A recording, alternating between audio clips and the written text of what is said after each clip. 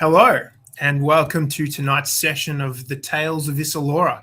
I am your humble dungeon master, Sam, and with me is tonight's intrepid band of heroes.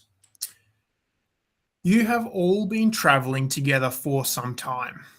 Through your travels and the twists and turns of fate, you have heard tales of vast treasure and wealth beyond measure.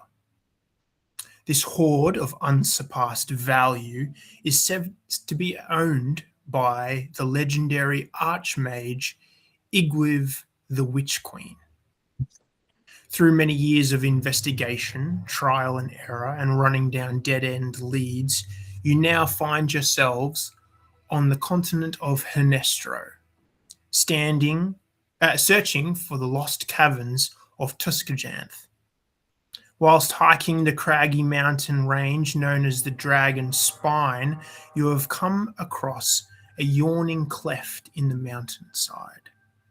Stalactites and stalagmites growing at the entrance give the cave mouth the impression of fangs waiting to snap together. The opening is 40 feet wide and 20 feet high and blackened with soot. Past the stone moor, a wide passage with roughly hewn stairs descends into darkness. From the caverns you hear the dripping of water, the sounds of bats and insects, and whatever may else be lurking deep within. Who makes the first step into the dark?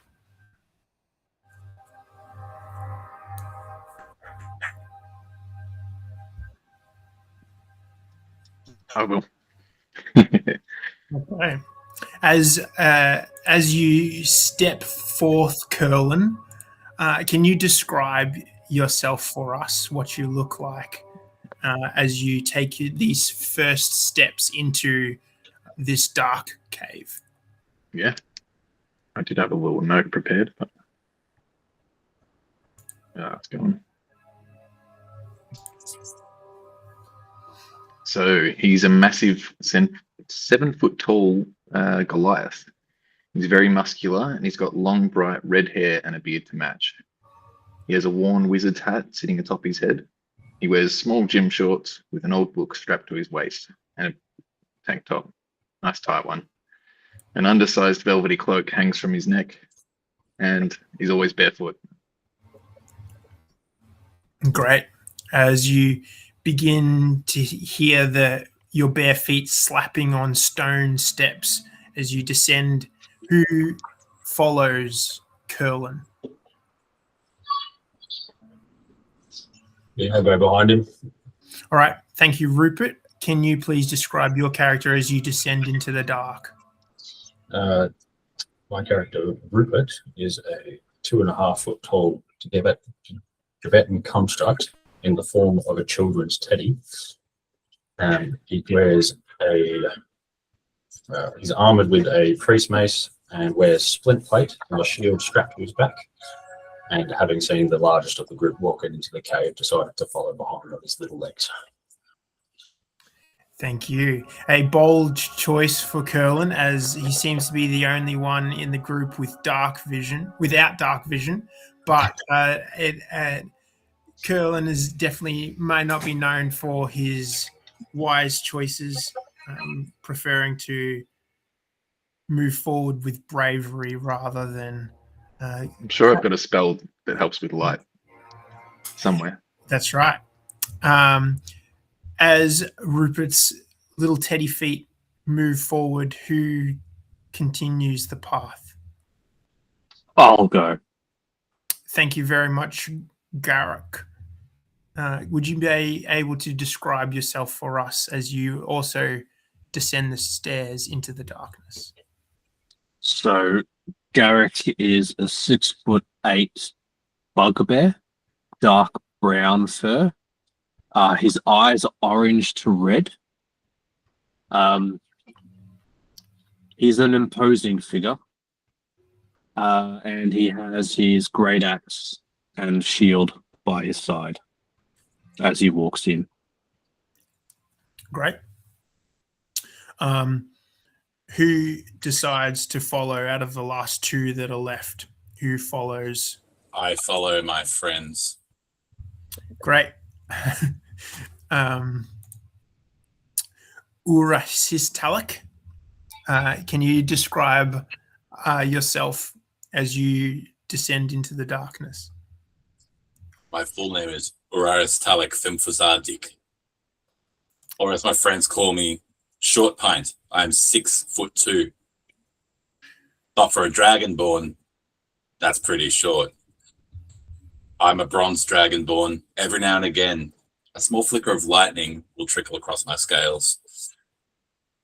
I'm wearing a dark black half plate and greaves, and I have a large barbed war hammer on my back. One of my horns is snapped. Thank you.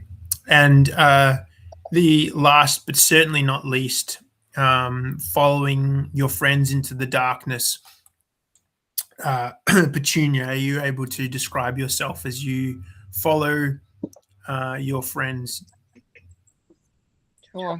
Petunia Zofgil of the Skartanzorka clan is a black dragonborn, but when in light, her scales glimmer a beautiful purple. She is 6'3", so fairly intimidating. However, she has a soft, very feminine face. So while she is someone to keep your eye on, you can be put at ease. You're in good company. She is currently traveling in plain traveling clothes, a wool skirt and linen shirt with a purple cloak. Under her cloak, she is wearing she's not wearing studded leather anymore. She's got some wooden armor now. Splint armor, yeah. Magical wooden armor. Petunia has a small companion friend, a little lilac frog, Cherish, or Cherry for short. She can most often be found tucked up safely under Petunia's wing, always ready to help out when needed. Petunia carries around a staff, as this is her arcane focus, and if you look at it closely, you can see a design that looks like vines wrapping around the staff with hidden gems in the shape of mushrooms all scattered up in it. She also carries a shield with a matching design of mushroom-shaped gems scattered over the surface, and when you look closer, you realize the whole shield is actually in the shape of a mushroom. Great. Thank you very much. As the five of you descend down the slick steps, feeling the water drip on the sides of this cavern, you descend into darkness. Now, all of you except for Curlin have dark vision, and so an artificial light such as a flame or a use of magic isn't necessary to light this area. But for you, Curlin, as you charge forward first, you descend the steps, coming to a rest at the bottom, which seems like a flat place, but you cannot see anything. And Can I pull out a torch? you can absolutely pull out a torch for sure. So yeah, easy enough to do. You pull a torch from your pack, and you light it, and as the orange, red, yellow flickering light manifests and grows brighter around your torch, you lift it up to see yourselves in a small cavern. Different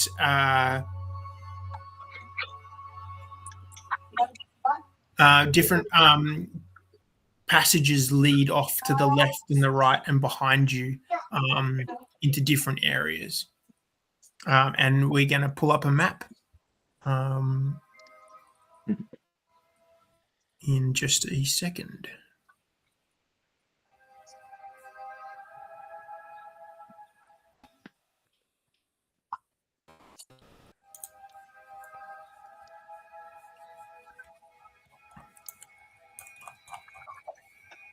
So do we all know each other already? Yes, you all know each other. Like I said at the start, you've been traveling together and began to hear words early of different treasure that is in the area, and you've tracked it to this location. Sorry. That's all right. Do we have a map? There we go. So you can scroll right down to the bottom to where you guys are. Now, as a note, normally our maps are 1 square is 5 feet. This is 10 feet. So per your whatever your walking distance, if it's 30 feet, it's 3 squares rather than 6 squares. Which is why you all look really small in the squares, because we're used to just a single person being in 1 square. It's about half the size. Okay, so Curl and Merlin, you have lit up a torch, and what I can do here, this is what you see as you have descended down into this, down these steps. I don't know why there's a blue glow. There shouldn't be a blue glow. There should just be darkness. But you guys have descended the steps into this cave. Does that picture mean anything? No, it's just a representation of the front of the cave. But you see different tunnels moving their way into the darkness. What you do also see on the edges of each tunnel is a face. You see this wide chamber is ringed with a mixture of rough hewn and natural passageways leading away from the entrance and into the unknown. Beside each of these tunnels is a grotesque face carved into the stone. Though each face is slightly different, one has flap-like ears, another protruding tusks, and a third drooping wattles, all strange and doleful. So there are 6 separate passageways that you can choose to go down, with 6 faces on each passageway. What would you like to do?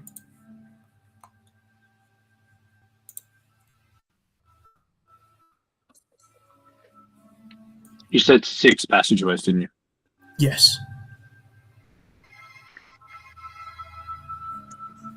Are you thinking we split, Rob? Let's split up Eric? for clues. Hmm? Let's split up and look for clues. That sounds risky. That sounds, that always ends well. Do we just go to the first one? Is there any indication that any of the paths have been used more than the other? Sure, you can make a survival check if you're looking for tracks. First roll of the one shot. Here we go. What about the faces? What do we see anything about the faces? Like, You want to approach one. If you want to, you point, like, pick which one you want to approach, and then we'll move you closer, and you can make a perception check. well, whichever roll- one that's closest to. I rolled a 10, by the way. A 10. There looks like there is passages going in all different directions, and there definitely looks like there is some kind of markings. Things have been moving around, but you can't tell what tracks they are. You can't really see different sizes or make out any specifics. There's just scuff marks on the ground. Yep. Which one would you like to move to, Petunia? The first one, like the one that's closest to me. Down to here? Yeah. And I see her and I head to the second one.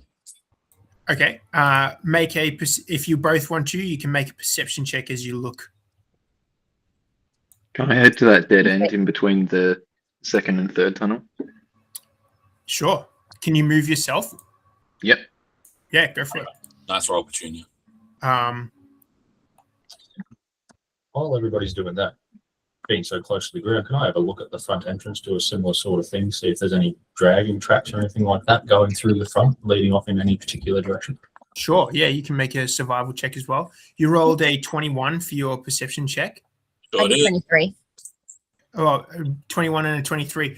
Both of you independently notice with your dark vision, as you peer in this face, it's like kind of like this. As you look at it, there seems to be some kind of gem glinting inside its mouth as its tongue. And as you move towards it, the both of you at the same time as you move towards these faces, both faces move and say, "Turn back! This is not the way." They say it as you move towards these faces. And as that's so when they say that, you see the glint of this gemstone in their mouths. Okay. Well, it seems like it is the way. How'd you go, Rupert, with your survival check? Not great. I got a 9. Unfortunately, there does look like there is a lot of scuff marks. There may be people walking through here all the time. They may be new, they may be old. You're not quite sure. Erlen, you've moved into like this little alcove area. It just seems to be a natural part of the rock. There doesn't seem to be anything in there. It's definitely not a tunnel. It's definitely not a tunnel. It's a dead end. It's just a little. I wasn't sure. It looks the same as the others.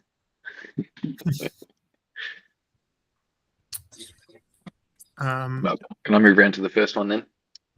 Yeah, sure. As you move towards it, it says, "Turn back. This is not the way." So do all the faces look the same? They don't all look the same. Some are more goblin-esque. Some have tusks. Some have larger ears or big noses. They're all different, but they've all said the same thing so far. Can I poke the one in front of me in the eye? Sure. Actually, I want to flick it really hard on the nose. You flick it really hard on the nose. It doesn't say anything or do anything since it said, "Turn back. This is not the way," when you first approached it. Does Does it seem like a hard stone? Sorry. What was that? Sorry? I said, does it seem like a hard stone? It's a very hard stone. Yeah, you didn't scratch it at all, even with a hard hit. Does somebody want to do a history or arcana check to see if they, or religion or something, to see if they can figure out? Mine's very low, so I won't be much help. But if someone else maybe wants to, Alright, I'll do an arcana check. Yeah, what are you looking for with this check? Just what kind of magic's making them move? Is that what you mean? yeah, or what kind of what kind of setup is this? Is it related to maybe like a group? What purpose might these things serve? As in, is it like a riddle, or is it legit? Is it a security system? What is the nature of these things, I guess? Yeah, sure. You can make an arcana check related to that. I will not, though. Someone else can. Can I do one? Can I make a sorry, you go. Yeah, you can make a religion or arcana check. Anyone who wants to can do that. That's fine. Oh, okay. If anyone cannot. 0. I got 18. I got a 15 for arcana. Roll a 9 again. What? You rolled a 0, Colin. How did you? Yeah. Was it like a natural 1 minus 1 or something? Was it? Yeah. So somehow worse than natural 1. Can I attempt to persuade these guys that I definitely saw something though? Sure, you can make a deception check. Oh, I think I did persuasion. Sorry, Yeah. that's a little bit higher. With these group rolls, even though some are higher, some are lower, it does seem to be a start of this cave system, which you guys have traveled here hunting for treasure related to this witch queen. It does seem to be part of this, seems to be dissuading people from entering further looking for this treasure. Could I have a closer look at the gems in the mouth, see if there's any difference in color? Yeah, sure. So you like going around to each one. Are you saying anything to the faces, or are you just just trying to have a look? Just a closer look, see if there's any indication that if there's any pattern to the colours or pattern to the faces that could stick out. Yeah, sure. You can make a perception check. Can I ask the one that I'm talking to? Can I ask him to open his mouth? Yeah, you certainly can. As you the one that you say that to goes nah and opens its mouth very widely, revealing a gemstone about the size of a chicken egg on its tongue. The one that you're closest to is a pink tourmaline, and you're able to take that. I can take it. Yes. Oh, cool. So That's a what? pink tourmaline worth 200 gold pieces. Seeing that, could I attempt to pry one of the faces open as well? The first one? Yeah, you try to like stick your hand in its mouth. Yeah. As you do that, you make a dexterity check to try to like a sleight of hand check. Yep. To try to wiggle your hand in to pull this thing out. Is that 8? With an 8, as you like get your hand in without asking for permission, the eyes open and it goes and closes, clamps on your hand really tight. You take 11 points of bludgeoning damage as the mouth clamps down really tightly on your hand. Yikes. You're able to like pull it out, but yeah, it really hurt.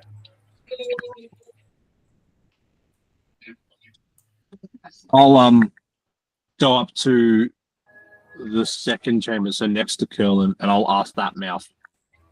Can I see the gem? As I saw Petunia do it, and see if it responds to me. So you ask it to open its mouth. Yep. Yeah. As you ask it, it looks at you and opens its mouth. I can't find it in here. How much was it? 200 gold? 200 gold pink tourmaline. Yeah. Yeah, it opens its mouth and you can easily take a 200 gold piece amethyst out. Sweet. Could I scream open sesame in a spellcasting kind of way and try and get it to open its mouth? Yeah, as you've pulled your hand out and you're nursing this almost crushed fingers, how do you do this? Point my finger like a wand and say, "Open sesame." As you say that, it looks at you and opens its mouth, and you see a piece of amber the size of an egg on its tongue that you're able to take, which is also worth 200 gold piece. Cool. I do this as well with another one. I assume that you go around to all of them and say, Yeah. As a group, you get one amber worth 200 gold, one amethyst worth 200 gold, one blue aquamarine worth 200 gold, a garnet worth 200 gold, a peridot worth 200 gold, and a pink tourmaline worth 200 gold. All 6 open their mouths with it once you've asked for them to open their mouth. Does someone just want to put it all in the body inventory? I was thinking that's probably the best spot.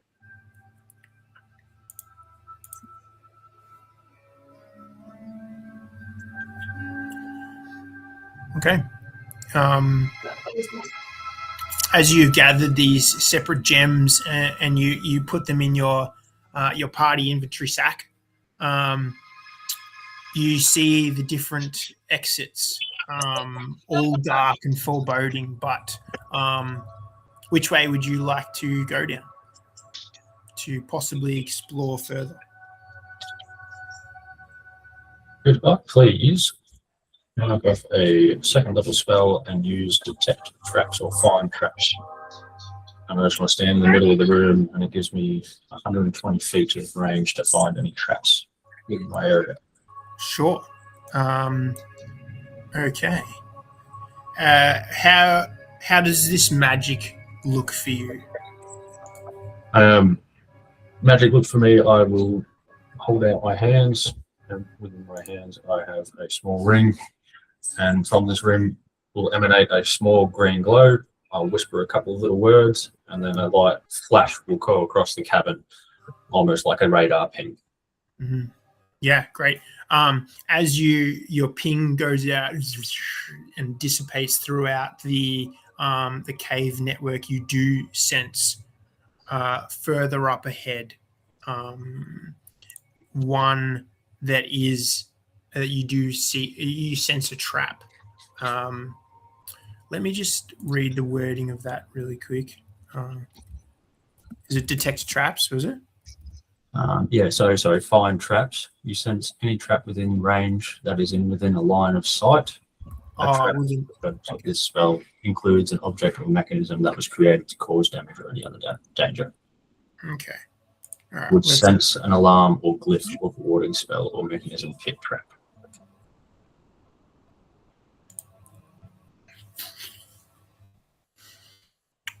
Within line of sight. Okay. So you don't detect any traps. Okay. All right, almost got the direction. Yeah, so no, within line of sight, you do not detect any traps in this small cavernous area and through the anything that you might see at the edges of your vision through the tunnels. Yeah.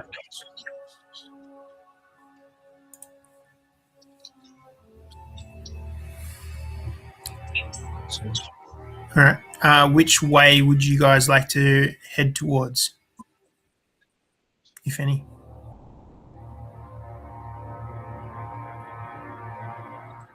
They've all said this is not the way, correct? Every single one of them said this is not the way. None of them said yes, this is the way. Yeah. So as you as you've approached any face, they've all said, "Turn back. This is not telling us the to go. Okay. I vote for path 2 because that's what my D6 told me multiple times when I rolled it. Okay. Yeah, well, first the worst, second the best. It's got to be right. All right. So the way that you Logic. go. All right. So Garrick, you start to make your way forward through. Oh, whoops, wrong way. This way. Through here. So can I walk enough so I can look down the path a bit more? And do I see anything? Can you move yourself? Yes. So if I like to move to there, something, just so I can see further down the. You see that that the tunnel begins to curve, and you can't see quite past the curve. Sam, before we go on, can you tell us we've got amber and amethyst. Can you tell us what the other stones were? I can. Oh, you've got them. I just can't find them. So, but I can message them. Oh, okay, cool. Sorry, I thought we missed them. All good. Right. Amber, amethyst, blue aquamarine, garnet, peridot, pink tourmaline. As you move further in, you come to a dead end. Okay. Can I attempt I'll to let press everyone forward? know. What was that? Can I attempt to press forward? In case there's a secret walkway or something. Yeah, sure. How do you do that? You just begin to walk to the edge. Yeah, I'd probably give it a push, maybe knock and see if it's hollow. Yeah, make an investigation check. Yep. You've brought your torch down here. So everybody else is now left in darkness, although everybody else has dark vision.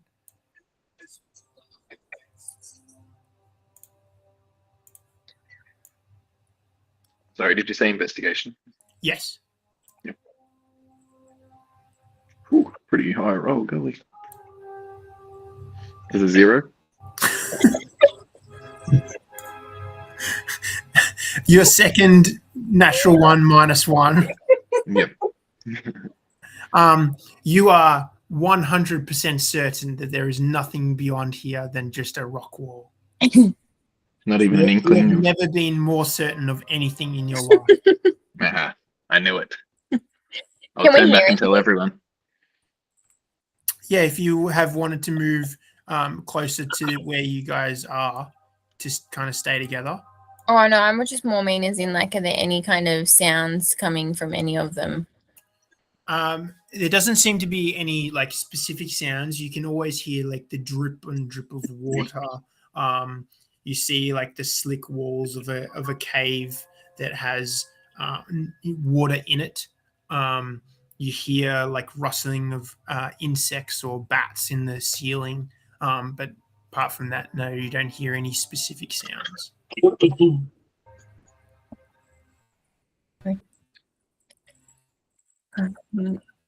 right, well, that one's a dead end, so we just go up the first one then. I'll go up the first one. I'll start to go up the first one. Petunia, you start to move forward. Okay. So let's I slowly start going up. all right, no worries. So you come to a fork in the cavern. Which way would you like to go? Is everybody following? I was thinking of going up another one. To separate? Barely, just to kind of check a step ahead and see where number 3 goes mainly, the third one. But I have a fork. To here.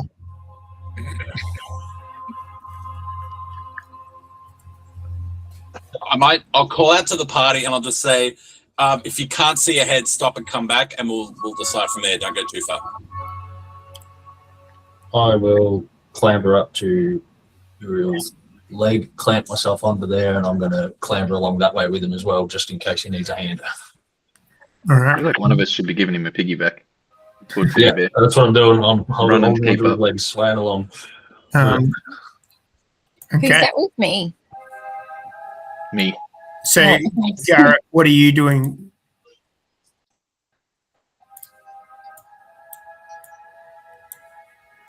So you guys begin to move your way, and this starts to move forward.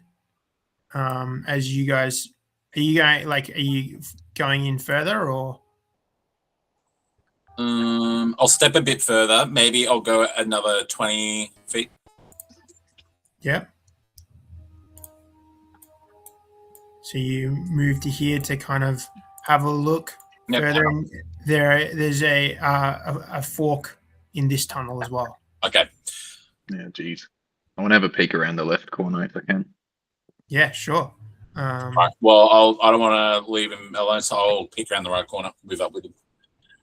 Oh, he's talking about a different. Oh, sorry, Curlin's over there. Who's with me? Yeah. Rupert. Okay. And man, Rupert up here. Rupert, I'd New like names. to. Rupert, Oh do you my want to move up and look down the left or look down the right? Very well. Beautiful. As I pull up to this crossroads as well, I'm going to pull out a lantern and see if the flame is flickering a certain direction, see if there's any sort of wind flow going through at any one of these times. All right, no worries. Okay, as you do that, you can see that the lantern is very steady. It doesn't seem to be in this particular area a much of a wind, Draft. a draft. Yeah, that's the word I was looking for.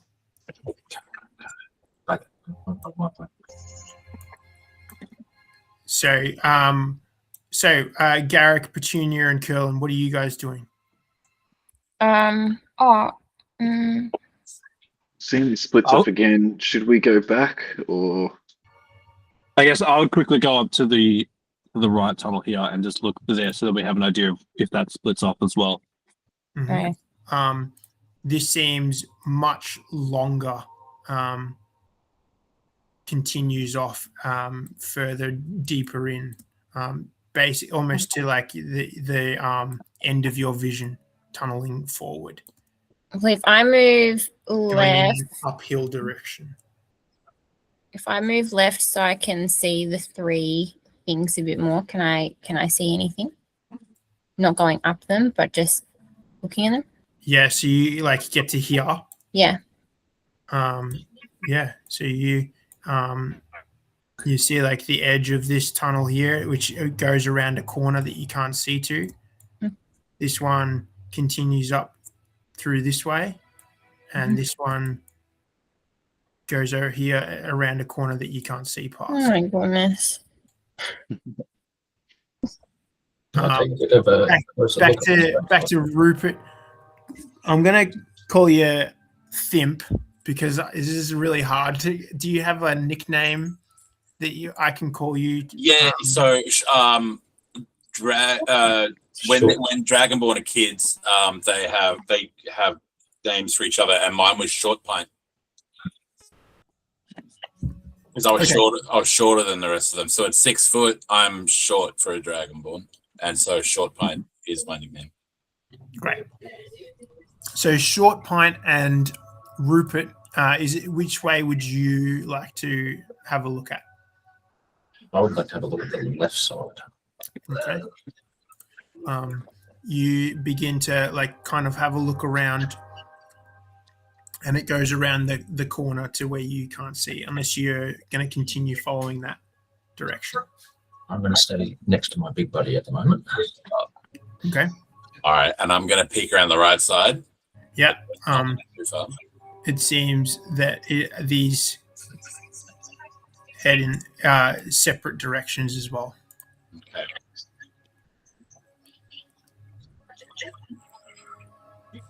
I might just head down and have a quick look around this corner. Yeah, great.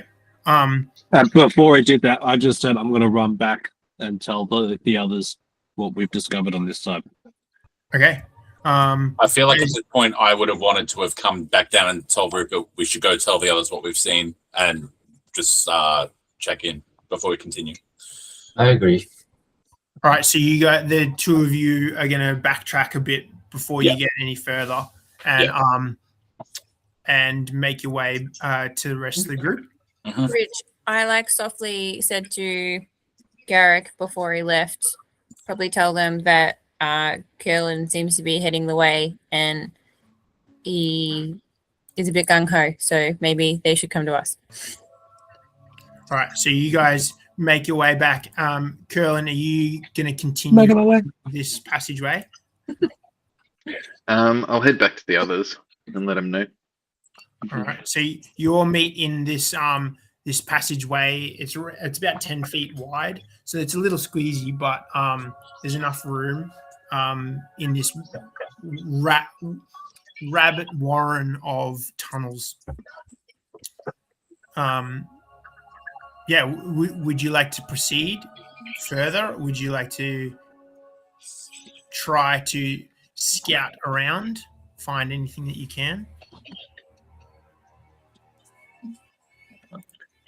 Well, there's 5 of us. These 2 entryways over here seem to sort of diverge off into the left-hand side a bit more. Why don't 3 of us go up this way and 2 more go down the bottom and see if we can meet up around the corners somewhere? Yeah. Yeah. Yep. Let's Right. do it. Which 3 are going where and which 2 are going where? I'll go back down the bottom tunnel. Okay. And who's following Curlin? I'll go. Okay. So you guys are getting together, and the other 3 are moving up, are they? Sure. All right. So Yep. Keep a barbarian with both parties. both Yep. and all the healers with one on one side. I was going to say Oh, separate How the about, dragons. how about I go with Curlin Merlin and sit on his shoulder while the 3 of you go up that way? Wait, what? Oh, buddy. Hop up. I'll sit up there. Okay. That's what you guys want to do? Okay. So the 3 of you are moving up, are they? Or are you moving east? Well, what was suggested? It was up, wasn't it?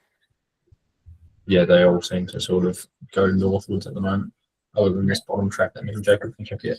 You guys Fairlawn move up to here to this edge to look around the corner. Yep. And you see another small tunnel through here, and this one continues around a bend and around a bend through here. And we move forward to see what the little tunnel is. Yep. To here. Yep. Yep. This bends around the corner. And then and the two of you down below. So you guys make your way down this tunnel, right? Yep.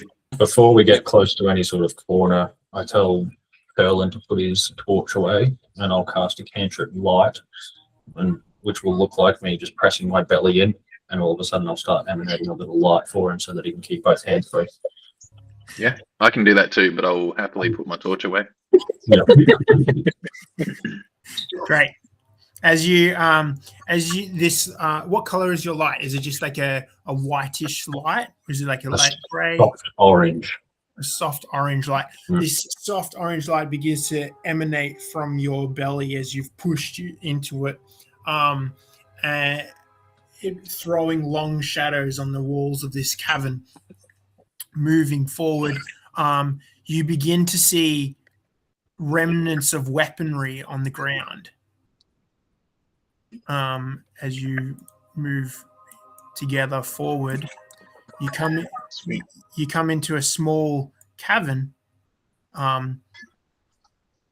with a series of weaponry all on the ground. Alternating blue and grey bands of slate and shale compose the walls of this cave. Rusted weapons lie scattered on the ground. A hulking, crudely formed figure made of grey clay charges at you from an alcove in the northeast, growling. The hilt of a pristine sword protrudes from the creature's chest. I need everybody to roll initiative. Oh, dear. Okay. Wait. Okay. No. On 10.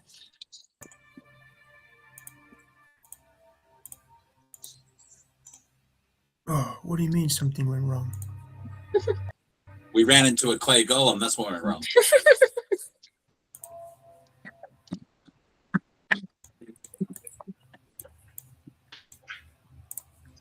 Not having Quilbus +7 to initiative sucks.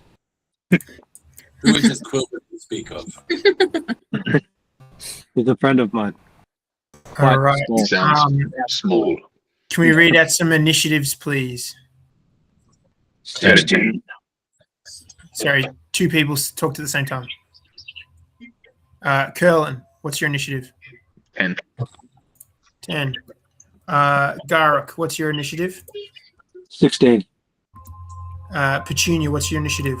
16. Ooh. Rupert, what's your initiative? 10. And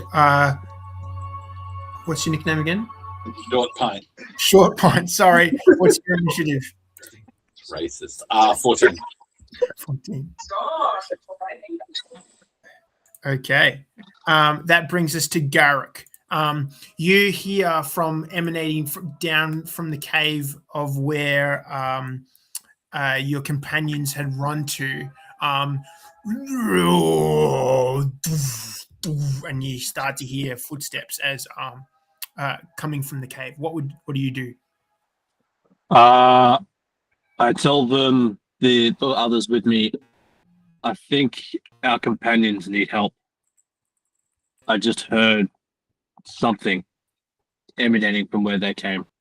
And I will make my way down towards. But I will use an action and dash. Right.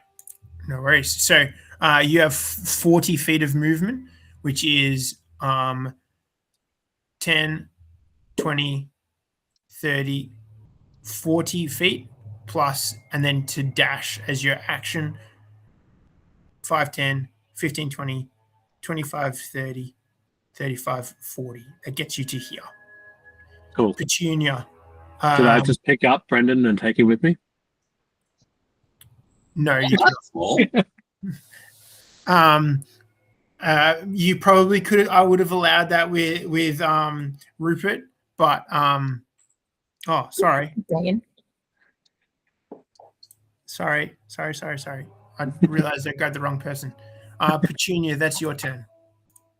Are Yeah. you doing the same thing?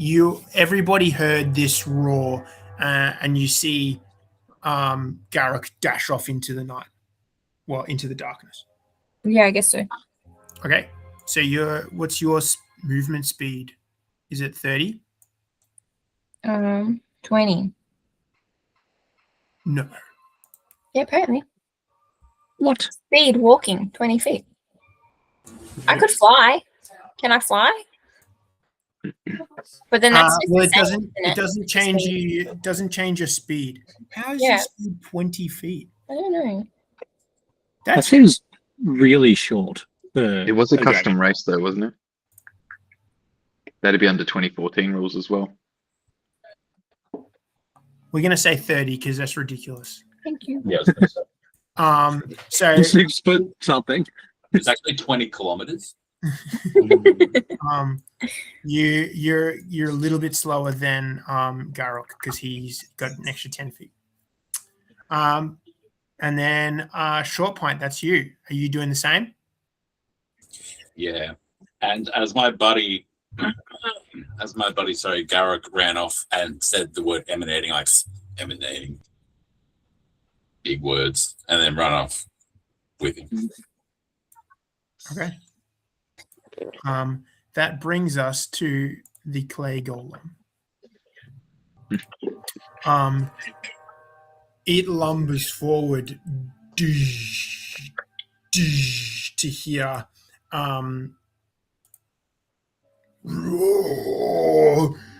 It takes a wild swing at its closest. It's Would actually. that be the both of us because I'm sitting on his shoulder? It's gonna make it makes 2 slam attacks. It's gonna make them at both of you because you're both there. Mhm. You're both in the same square, so he can reach both of you. So the first one is at you, Rupert. There's a 14 hit. No, a 14 doesn't hit. All right. He slams, but with your small stature, he does not realize quite how short you are, and you feel this rush of this huge clay fist glide over your head. In frustration, he turns to you, Curlin, and goes to hit you with a 25. Yeah, at disadvantage. Can I chuckle to myself? Yeah, okay. My magic cape. Yeah, it is at disadvantage because that was a 28. Yikes. So with a 25 to hit, you take 11 bludgeoning damage and 6 acid damage.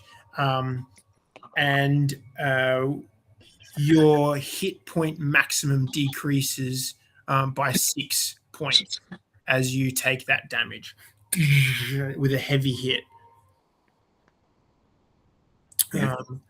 That's its movement, and that brings us to you, Curlin, as you've just taken this.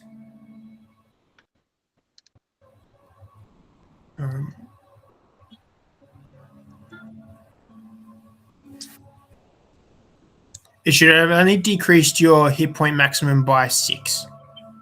Yeah, I did that. Sorry. I accidentally switched it. I overrided my HP to 1. That's all right. You can fix that in a second if you want. I did fix it. It should be right. Oh, great. It's your turn. Ah, sorry. I thought you said Rupert. No, My bad. Curlin. Well, are we directly next to this clay golem? You are, so you do have advantage on any attacks you make because of flanking. Cool. Well, actually, do I get 2 actions or is it 2 attacks per action? If you make the attack action, you get 2 attacks. If you make a different action, you can't do that twice. So Okay. if you take like the magic action, which would be like casting a spell or something, you can't make 2 spells. It's just you take 2 attacks, then you can do that twice. Yeah, okay. I won't cast the spell this time, but I'll pull out my big warhammer and my little dagger in the other hand, and I'll take a swing at the big clay golem. Go for it. So I'll swing my warhammer first to 17. 17 definitely hits. Brilliant. So that'll be 11 damage. 11 damage. Yep. And then because I've got mastery with the dagger, I can use the nick property, so bonus attack as part of my attack action. Yep. But you use the warhammer. So you have, if you can only use the mastery property if you hit with the weapon that you're mastered with. Yeah. You see what I I'm mean? mastered. I've got mastery with the warhammer as well. Yeah. So what's the warhammer mastery? Is it slow? Push. Push. So are you going to use that? No. Okay. But because I've got brutal grip, I can hold a 2-handed versatile weapon in one hand, and it has the light property. Right. Oh, okay. Go for it. So I rolled a 10 for the dagger. Which misses. Yep. So that's your 2 attacks, but you still have a bonus action. Well, that counts as 1 attack, doesn't it? Let me just. I don't think it does. It's weird because when you're doing 2-weapon fighting with light weapons, it becomes 2-weapon fighting with 1 attack. Yeah, I suppose. You see what I mean? So instead of doing 2-weapon fighting, your attack action and your bonus action as your second attack, it just becomes a single attack, and you can use your bonus action for something else. Yeah, okay. It's how it's been explained to me. So you use 2 attacks, one with your hammer and one with your dagger, but you still have a bonus action. But the nick property doesn't. Which means you could use your dagger again, or a second, like your hand axe as your 2-weapon fighting. So you could do that as your bonus action. Oh, okay. Or could I use the warhammer again because it's technically a light weapon for me? If it's technically a light weapon, then yeah, you can. Yeah, All right, I'll do that. go for it. That's a 20 to hit. Definitely hits. Brilliant. And I'll use my fire's burn while I'm at it. Yeah, sure. My fire giant extra little thing. So 16 damage plus 1d10, 7 damage. Damn. What does it look like when you use your fire damage? I'll have like flaming veins kind of ripple down my hand through the handle of the warhammer and kind of explode out as I hit. Yeah, right.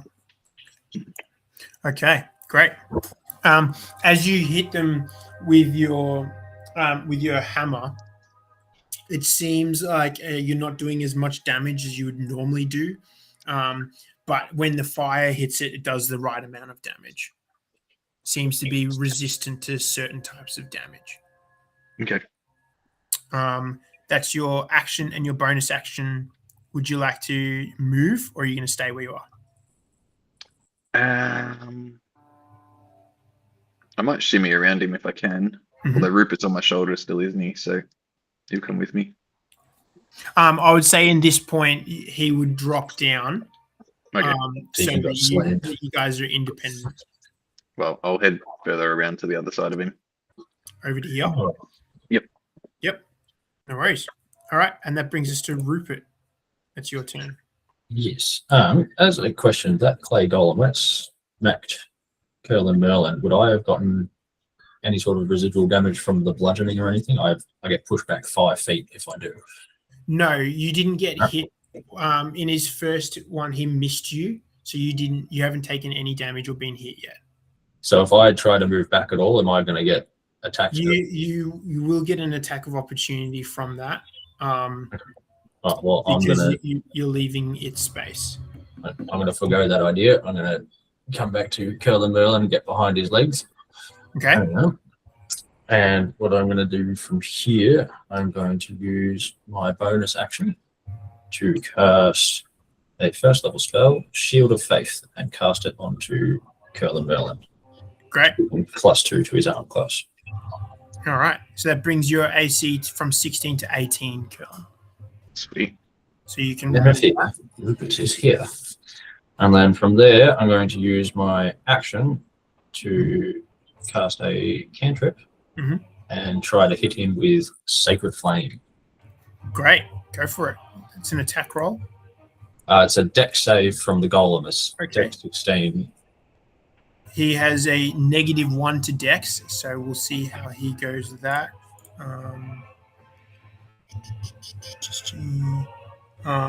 Okay, he's good. Yep. That is a 16. The save is 16. I don't know. Yeah, so he rolled a 17 -1.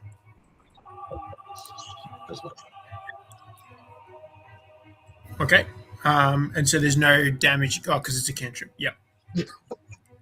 No worries. With that, it brings us to the top of the order. Garruk, that's your turn. You use your movement to try to get close.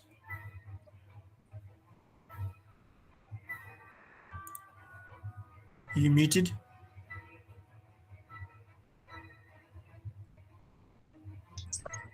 Something's happening. We can't hear you. There we go. I was muted twice. Yeah. Working now? Yep. Yes, I'll use my movement. Does that, how far away is just my movement?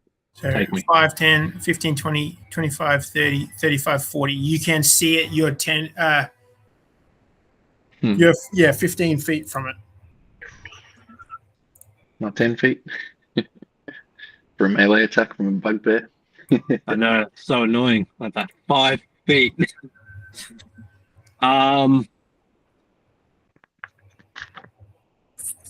No worries. Hang on, I'm just gonna see what I can do without dashing quickly. And that'll be Petunia next. I will do a Sacred Flame Okay. at him. Yep. That's a dex save. Yep. Yeah, I believe it is. Yeah, we just did Yep. one, didn't we? Yeah, I thought we did. Yeah. And I rolled a Is it 15 16. I don't get anything. It beats me. Okay. So that's your action, bonus action, anything? I don't think I have any bonus actions that I could do right now that I want to do. Okay. So, no, I'm gonna hold Okay. no bonus worries. action. Petunia, that's you. Move closest. Yeah, well, I can't see anything, can I? 5, 10, 15, 20, 25, 30. You're there. You just have line of sight. And so how far away is he? 30 feet. And so is he a giant? He's not a giant. He's technically Pretty he's massive, a though. construct, but he's a large creature. So can I cast Enlarge Reduce and reduce him? Yes, sure. So he has to do a con save. Okay.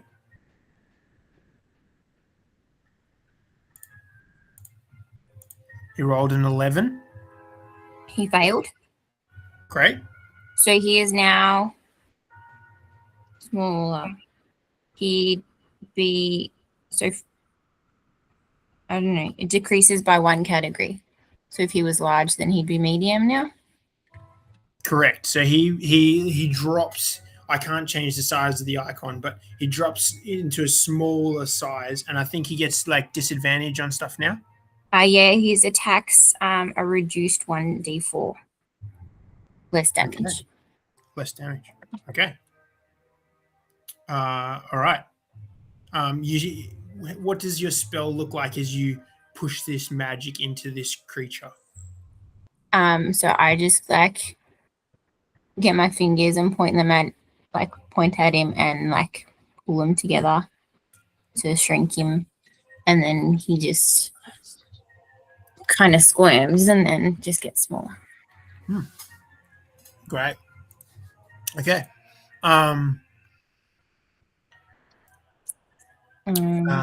So that's your action. Any bonus actions?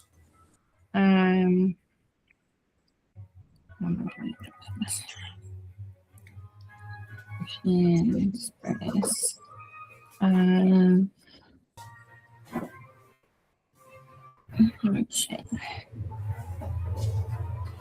that's all.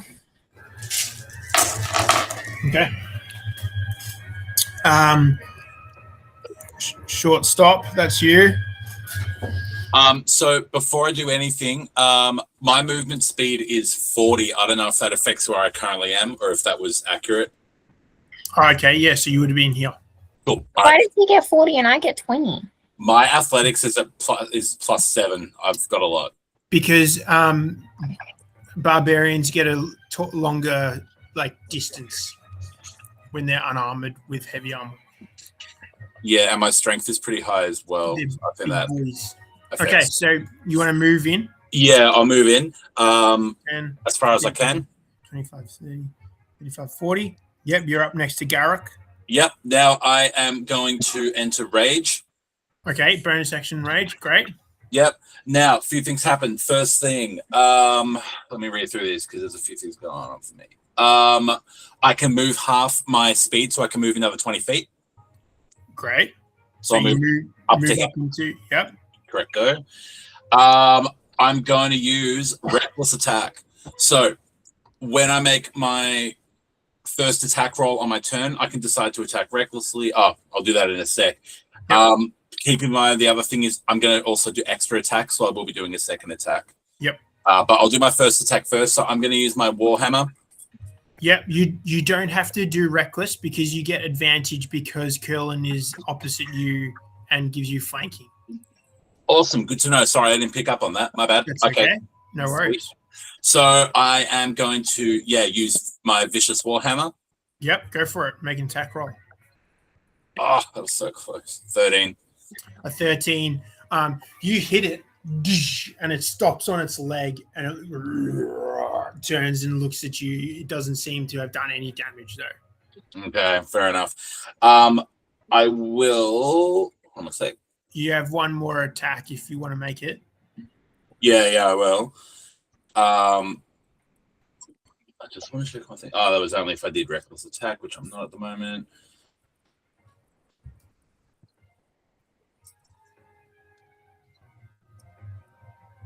All right, I'll just do that again. I'll do a second roll. Mm-hmm. Did you do that with advantage, the first one? No, but I also just rolled it at 20. Okay. All right. Well, we'll do your natural 20 in just a second, but roll another one just to see if you get another natural 20. Yeah, good call. I got a 13 again on that one. 2 13. Okay. So the dice are telling a story. You definitely didn't hit on the first one, but natural 20 on the second definitely makes up for it. So roll your damage. Yep. And I also just want to point out with this one, if you use...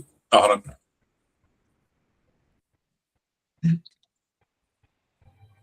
How much is it? No, no, I'm good. Sorry, my bad. That was again reckless attack. Okay, yeah, I'll just roll my thing. Why are there two? Oh, I'll just roll the big one. It's doubled because it's a natural 20. No. I've got a 1d8 plus 3, and then I've got under it a 1d10 plus 3 for damage. I'm not sure which one to do. Yeah. One-handed or two-handed? If it's one hand, if you're holding it one-handed or two-handed. If you've got an offhand weapon, then you can only hold it one hand, or if you're holding a shield in the other hand. But if you have two hands, then it becomes a D10 of damage. Got you. Thank you. All right. Cool. Thank you. If you're just holding it normal, then yeah. All right. So you rolled a 2 plus a 3, so that's doubled. Your dice is doubled, so it's 4 plus 3. So you rolled 7 damage. Yep. 7 damage on your second hit.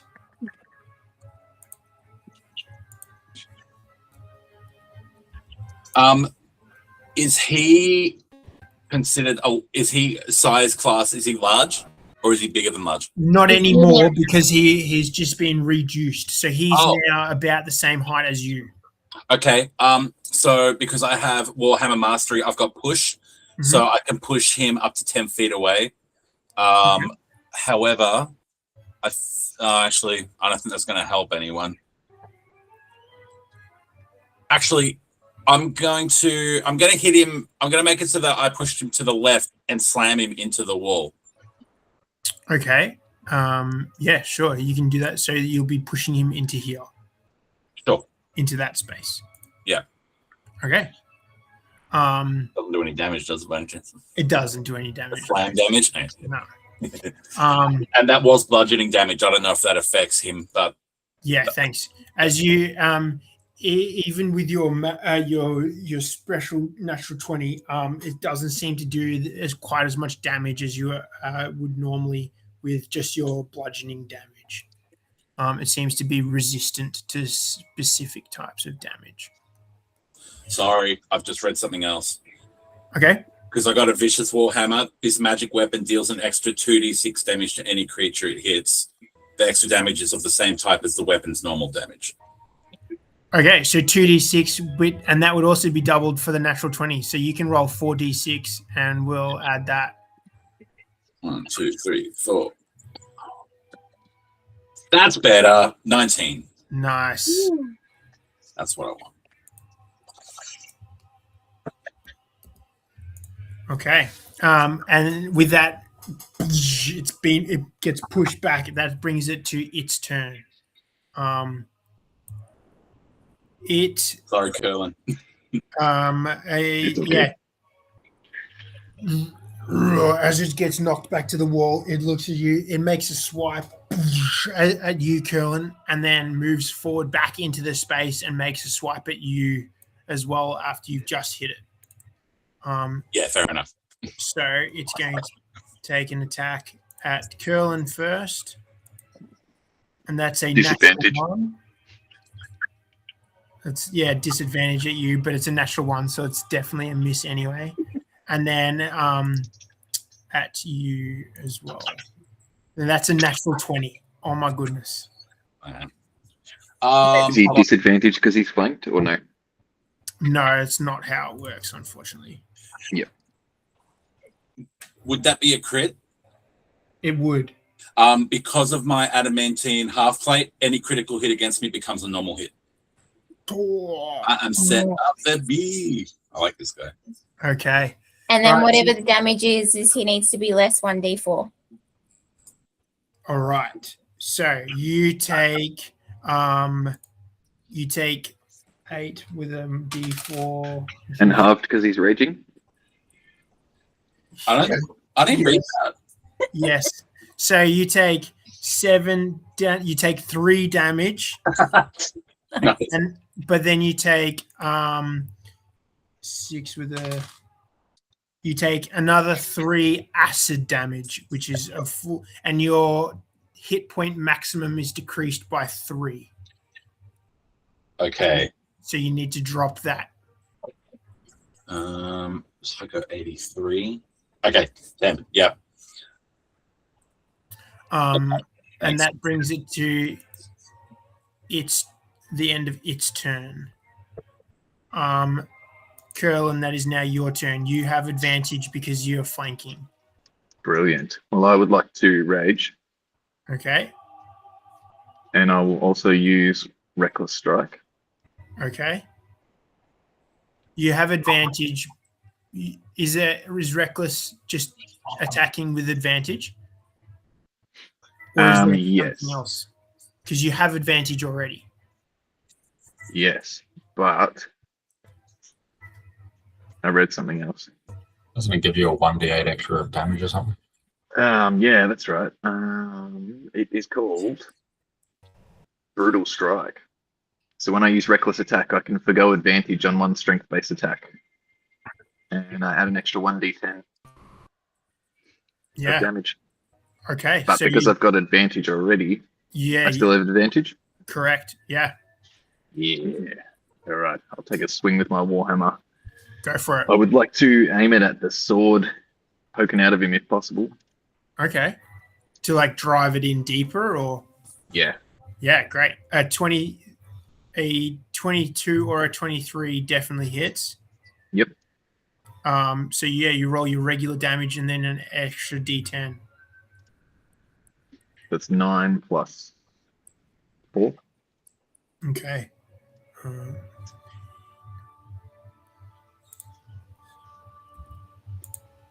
Yep. And then you can make your second attack.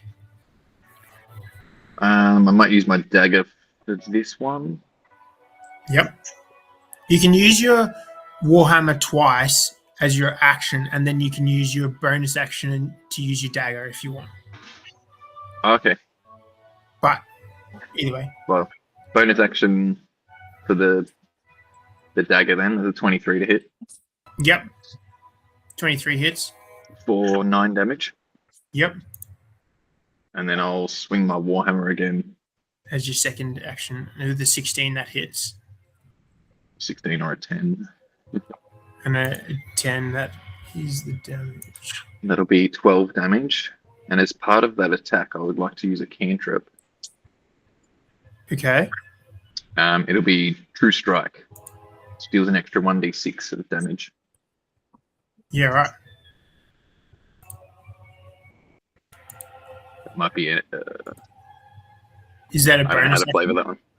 No, that's part of it. When I make a hit with a strength-based skill. Yeah, right. Okay, great. So what is that? It says just another 4 damage, is it? Yes. No worries. That is your action and your bonus action. Are you going to stay where you are? Yeah. Did I second action as well? Yes, you did 2 Yep. Warhammer and then your bonus action dagger. Yep, sweet. Yep, no worries. All Well right, Rupert, that is you. You're currently concentrating. Yeah. Can I use my character's strength stat and clamber onto this thing's feet to try and either hold it in place or trip it? Uh, I make some sort of strength check to get that That's not to good. sure. Are you trying to grapple its feet? Yeah, trying to grapple his feet and knock it prone. Okay, you can make a grapple check, which is you make a. Let's have a look here. The target must succeed on a strength or dexterity saving throw, which is 8 plus your strength modifier and your proficiency bonus. So for you, that's 8, 12, 14. So it's going to make a dex. It's going to make a strength saving throw. It's going to be to 14. It rolled an 11. So you rush forward and grab onto its feet, and somehow this teddy bear holds onto this huge golem's feet. Yeah. You're considering grappled right now. Yeah, so I run up to him and like a child holding onto their parent's leg, getting swung around by the leg is how I'm holding onto him, just by the shins. Okay. Yeah, I plan to plant my feet and knock him over. Or if he goes to move, I'm hoping to trip him up or something. All right. So that's your action. You're basically reducing his movement to 0 unless he can make an opposed athletics check to disengage from that grapple. Yep. Okay.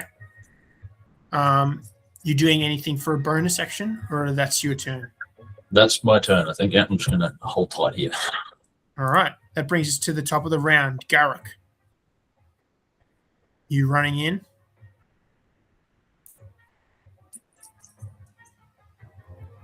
Okay, there we go. Okay, so I will move so I'm within 10 feet of him. To there. Excellent. I will then bonus action rage, Yep. and I will.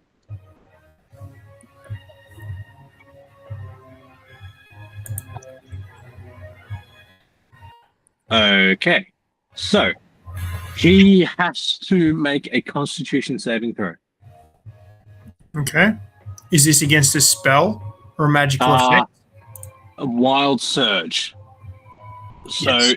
Okay. shadowy tendrils will lash out from around me. Okay. He rolled a natural 20. Natural 20. Mm-hmm.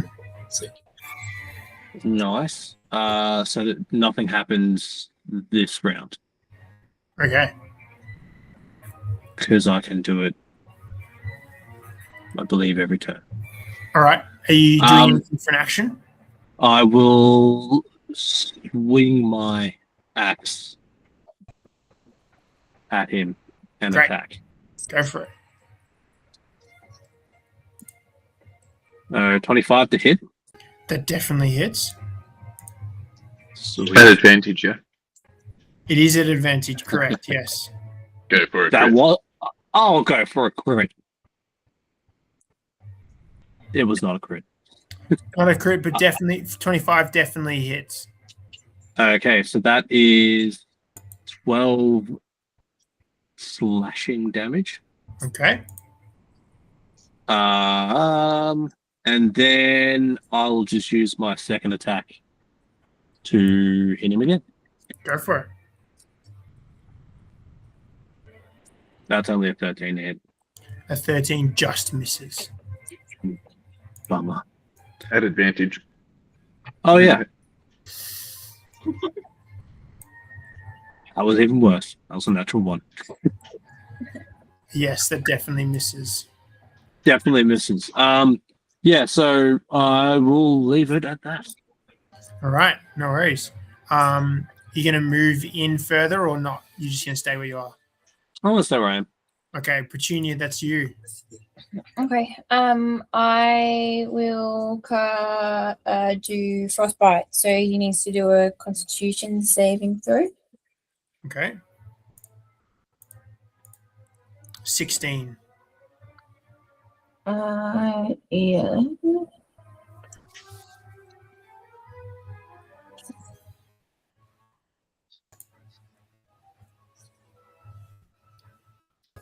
Okay.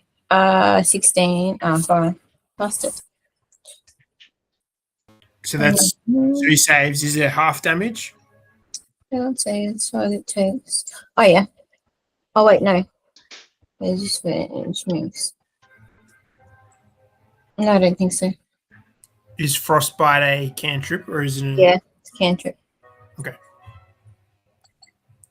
Are you doing any bonus actions? Well, the only bonus actions that I've got is wild shaping. And you're not doing that? Well, I don't really see a point in wild shaping. All right. No worries. Are you going to move in a bit closer or?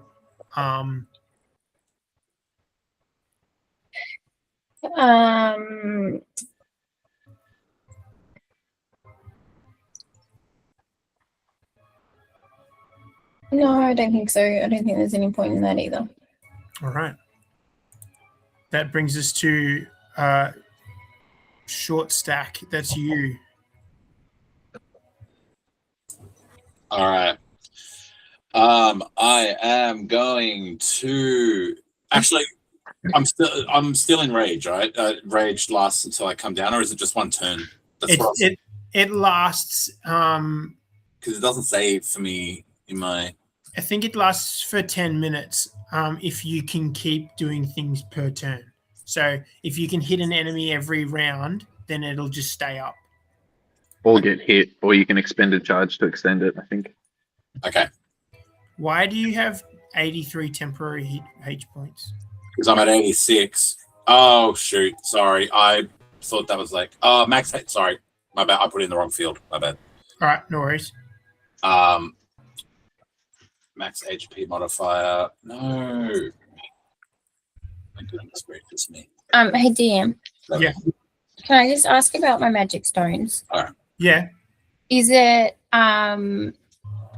like it's a bonus action, but is it a bonus action to like activate them and then it would be an action to actually throw one? Correct. Thanks.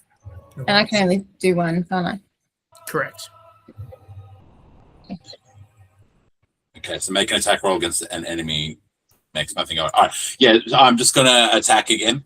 Yep. So for my first, I'll swing my vicious warhammer. Go for it.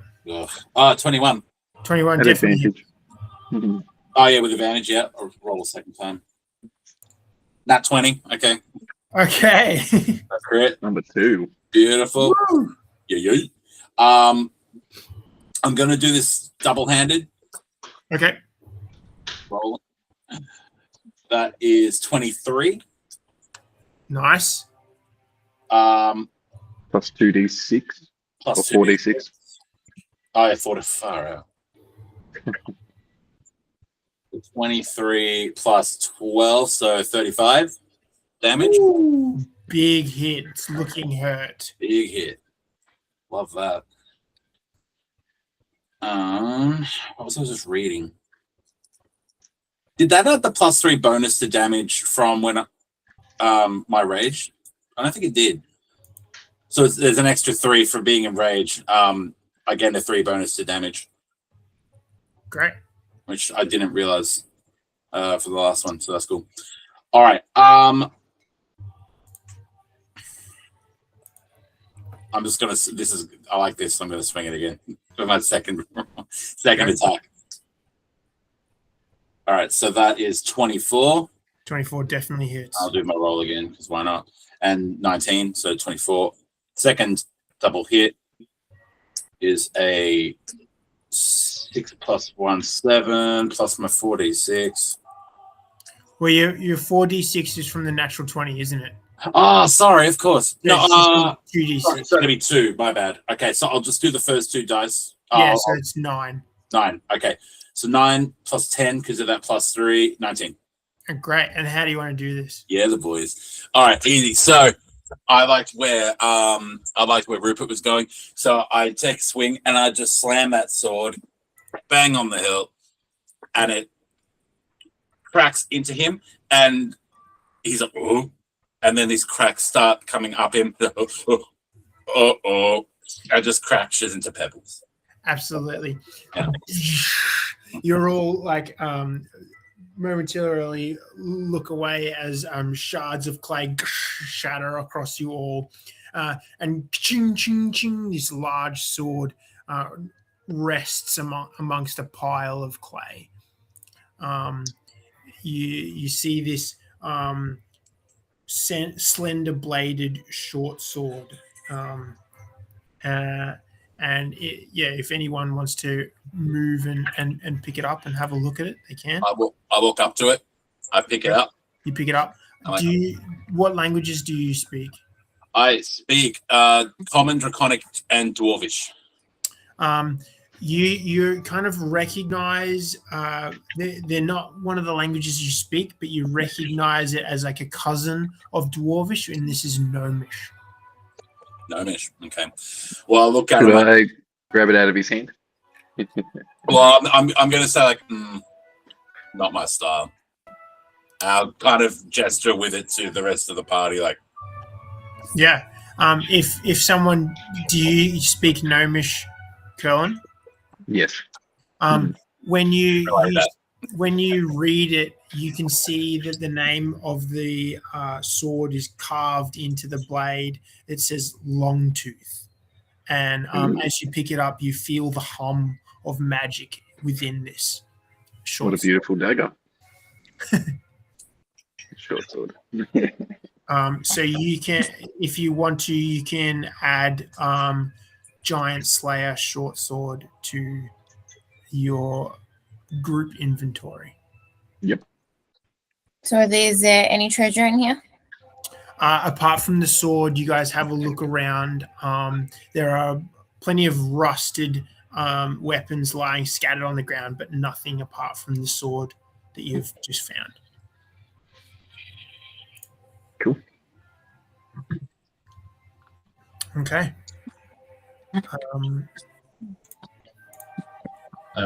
As everybody's sort of shifting around, I clamber up out of the clay that's fallen all over me and just ask the general question: would anybody like a heal or a cup of tea or anything to get the turkey back up to full? I'm I fine. wouldn't mind.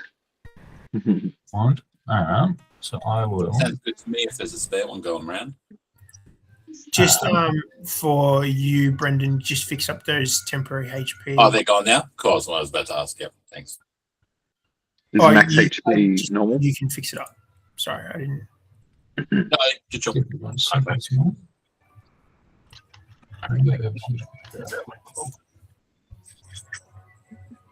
Is our max HP gone back up or not yet?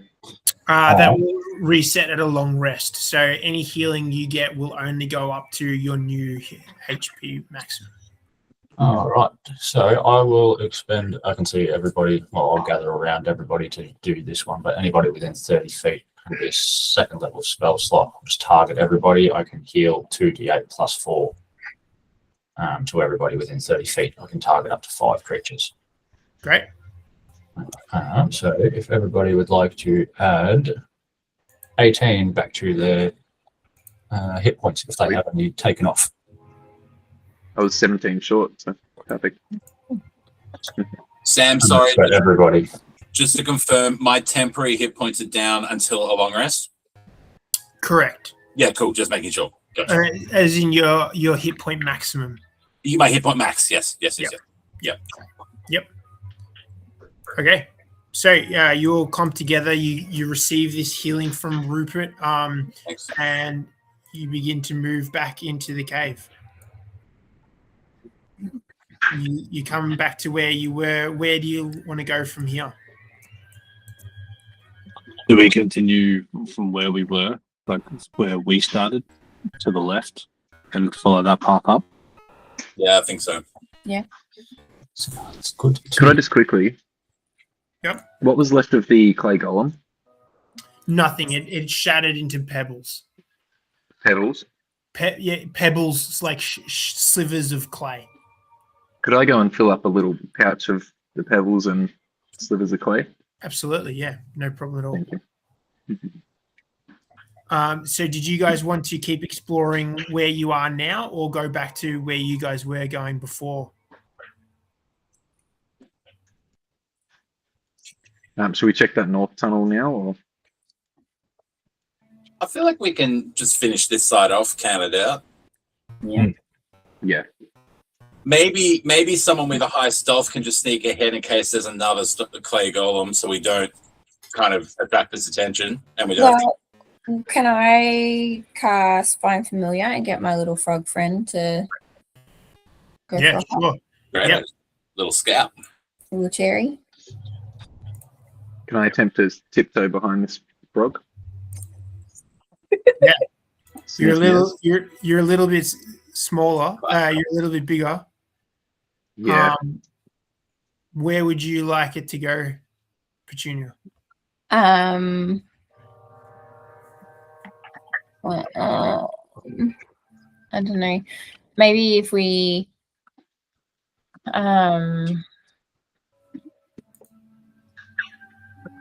maybe if we come up to where we were just in front of that, like up. Yep. And then around down that one.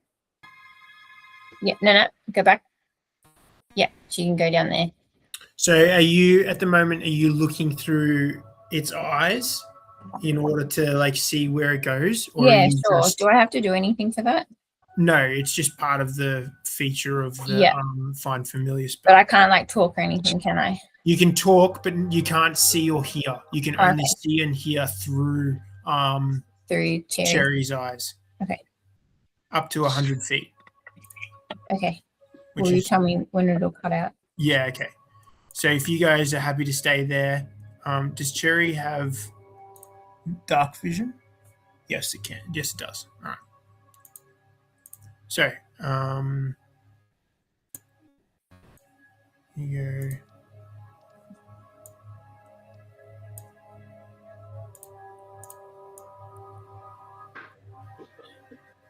So this is a dead end through here. Okay. Do you send it all the way up to here? Is that as far as I can go? Come on. Let me just check.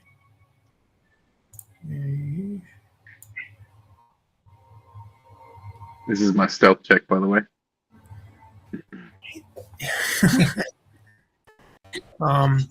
You can go all the way through to here to what seems to be like a larger cavern opening through here. And there seems to be like a bit of a cave opening just through there. Okay. So, Hannah. Yeah. This is the basically was what I was asking last time. So you can got a maximum range of 100 feet, but the frog, I think you said a frog? Yeah. The frog can go further. You can tell the frog to go check and then come it'll just back. tell me. Yeah, because you got the telepathic bond. Yeah. It's just you can only see the 100 feet range. Oh, so can I if it's further away, can it be talking to me while it's further away, or does it have to be close to me to talk? It can only communicate with you within 100 feet, and you can only see through it within 100 feet. Yeah. Okay. Okay. Well, I mean, I can let them know that it doesn't look like there's, or no, that it's come to an opening. And so is that what's that at the top? Well, we can't really There's see. an opening in the rock where you can, it seems to be a bit of a drop off. Okay. Could I make a perception check? The floor of this vaulted cave is covered in pungent piles of bat guano. Large leather hides hang from the stalactites above, flapping in a chilly draft. Sounds of flowing water echo from the far side of the cave. Okay. I tell the people who aren't actually people, but They're people, they're just not human. sure. I feel like we want to stay away from bats, don't we? So how's what's his name? How's Curlin going up there? Is he disrupting anyone? He's keeping quiet. You've just stopped at the edge of this cave here? Yeah, could I have a little peep around the corner and Yeah. use my perception? You can move. Yeah, you can. Are you did you pull your torch back out, or are you just using the backlight of Rupert to glow? I haven't pulled my torch out yet, but I probably will. Okay, so you pull your torch out and you try to have a look around to see if there's anything in there. Make a perception check. Yep. I have to use strength, and I have advantage because I'm raging. How long does your rage last for? 10 minutes. You can use it up to 10 minutes. I would say it would just start to be petering out now after walking around through there. Yep, that's all right. Well, I might end my rage anyway, and then I'll cast the spell light and throw my torch into the middle of the room. Okay. As you throw your torch in the middle of the room, it lights up with this orange flickering glow. You see the slick walls of this cave. There doesn't seem to be anything on the ground around you. The cave in here is much higher. higher. It's like the walls of the tunnels that you've been walking through is about 20 feet high. This is closer to 50 feet. It's quite high. And then you see in the far corner, just like a pitch black hole, and you can hear the sound of rushing water from that hole. Interesting. Can I hear anything? I'd say with that perception check, all you can hear is the rushing water from the other side of the cave. Okay. Have I noticed standing behind him any of the bats move as the torch was thrown? You can make a perception check. Yep, I can do that. I did roll a 21 too, for that perception. Yeah, so I would say you can't hear anything or see anything. Yeah. What did you get, Rupert? 16. No, you don't notice anything. Can Cherry hop up and see what's that's doing? Yep. So Cherry gets to the edge here and has a look down. What's the distance of its? It has a you're right on the edge of your connection here. This is 100 feet from where you are now. Can I just move up? Yeah. I'll call back and say it's fine to move up at the moment. Are you all moving up together? Well, I mean, I can see through Cherry that it's okay to move up. I just can't see where I'm going, so I might walk into the walls a little bit. I'll move up to the middle of the room. Cherry, you're walking into the middle of the room? Yep. Next to my torch. Okay, so you walk to here. Cherry looks over and just sees water flowing.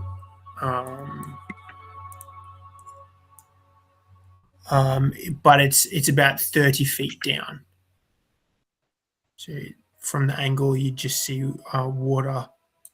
Let me just get a ruler. Yeah. And just vaguely see the other edge of the cave there. There's no glisten of treasure over there. It's just slick walls of a cave.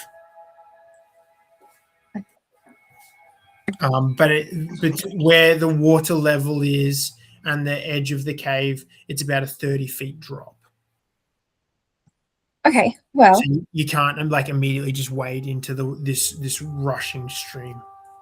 I mean, we could, if I cast a 3rd level water walk. Just depends what we want to do, guys. Up to 10 willing creatures can walk on the water with me to just cross it.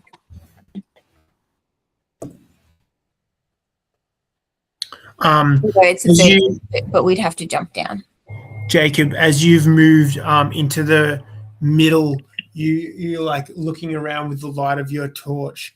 You see something up in amongst the stalactites. You see like this leathery wing begin to twitch and move as the light is being cast on it. And as you turn to look,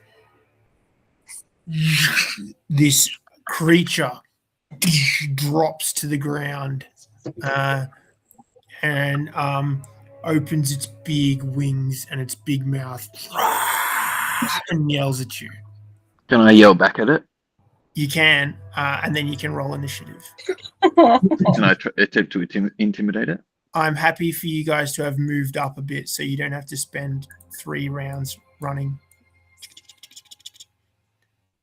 to get to here or somewhere. And my concentration is also for Curling Merlin's Shield of Faith as well. Yeah, that's right. So this... Did you want to zoom in, Rob, and get a little bit of a closer picture on that map? You guys can be close by here. Or Can I try and intimidate the creature? Yeah, go for it. Make an intimidation check. Booyah. 17? Yeah, that's a pretty good intimidation check. Let me have a look at something.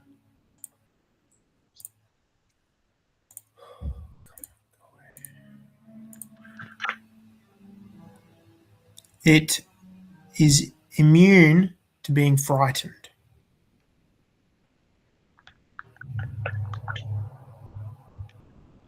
So it barely flinches. So yeah, it barely flinches, unfortunately. And we're going to roll initiative. Initiative. You guys can have moved in a bit more if you want. Have Yeah. 17 for short pint. 18 for me, for Garrick. great, 9 for Petunia. great. Mine was 19 for Kerlin. Oh, sorry, 3.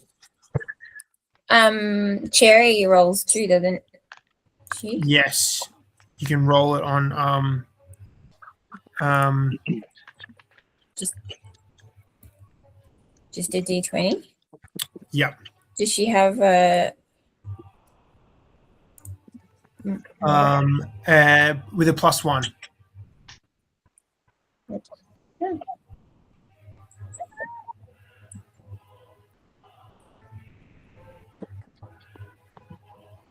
She got 18 + 1, so 19. Yeah, froggy frog. Okay, that brings us to Curlin, top of the round. Yes. So I'm And 10 then feet away, is that right? it's the bigger squares. So you're actually oh, go away. You're actually 15 feet right now. Okay. You're 1.5 squares away. Well, I would like to cast Magic Missile. Okay.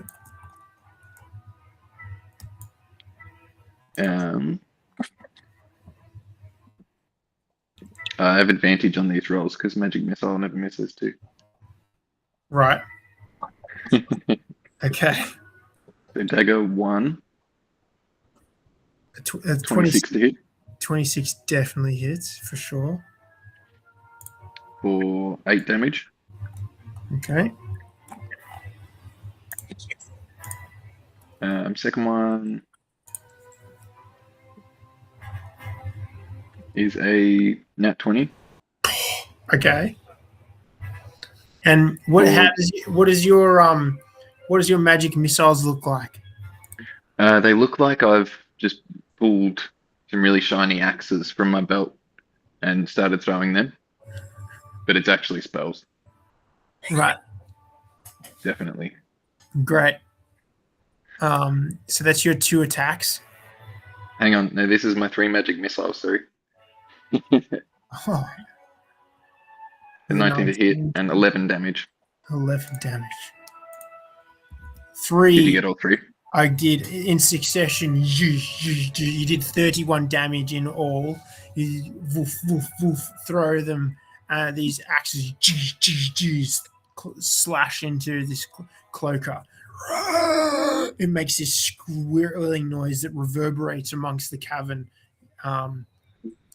That is your action. You can move. Does that count as a spell? What is your Let me have a look at the features.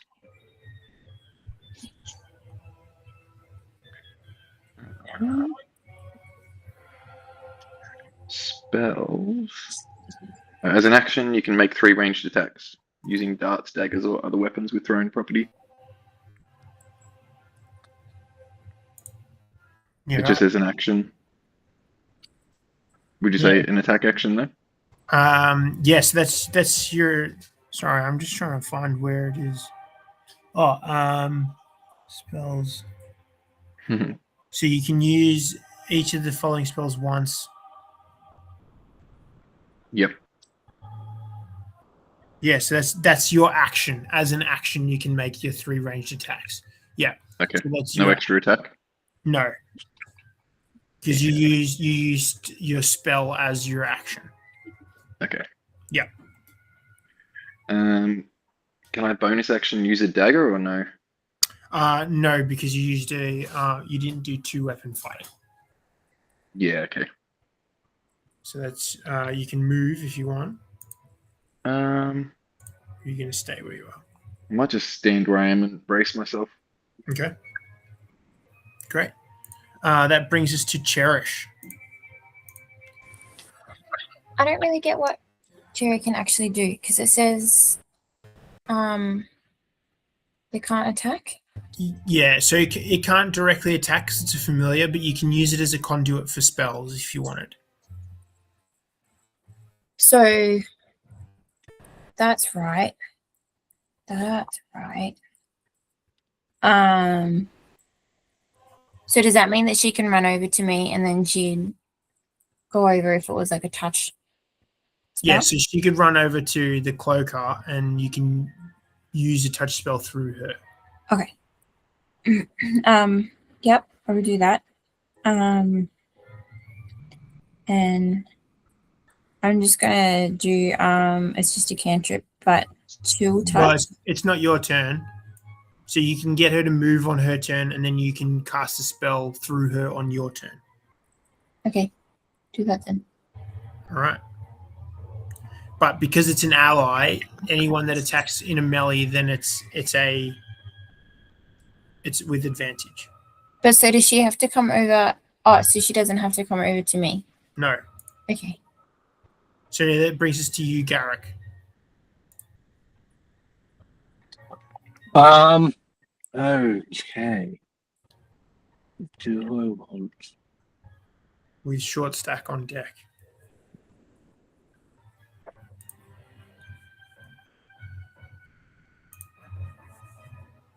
Okay, so I'll move into range to attack it. Yep. You move yourself, or you want me to do? I can move. So I'd just be what's like there. Yep. Like there. That's Yep. within range for me, isn't it? Yeah, and you can use you can attack at advantage, unless you want to do reckless for whatever you want. I don't have reckless because I'm not that type of barbarian. Right. So I will just I'll just go an advantage because of and swing my axe.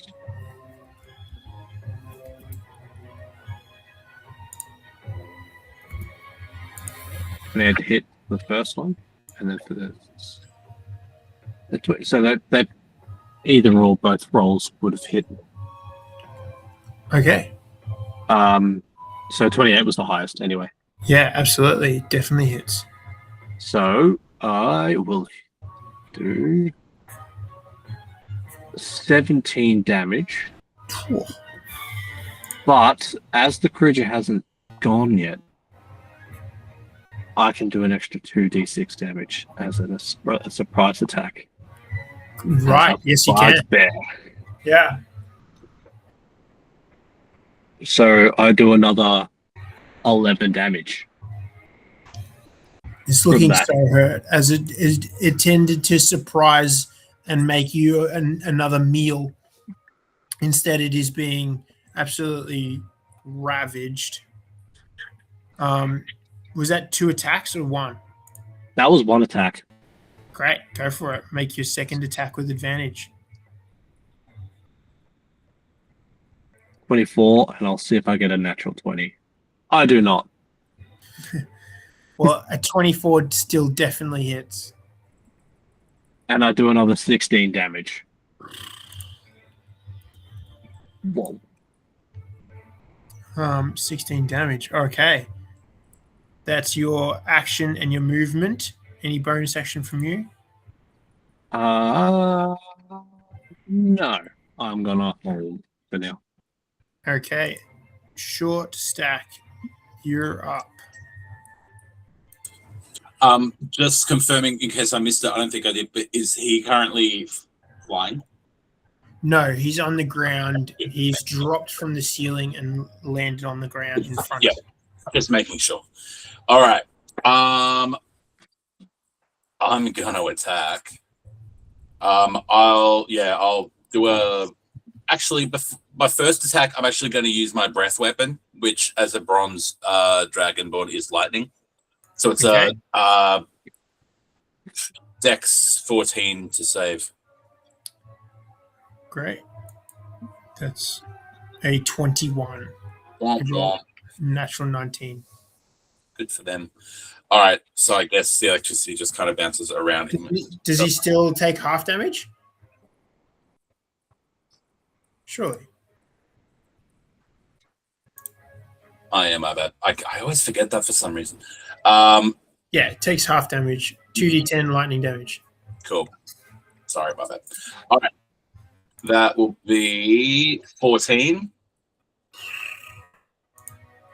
A massive hit. Beautiful. And then for my second attack, I'll just swing with my vicious hammer. Okay. Warhammer. Well, that's. Hold on. Sorry. Is that so you take?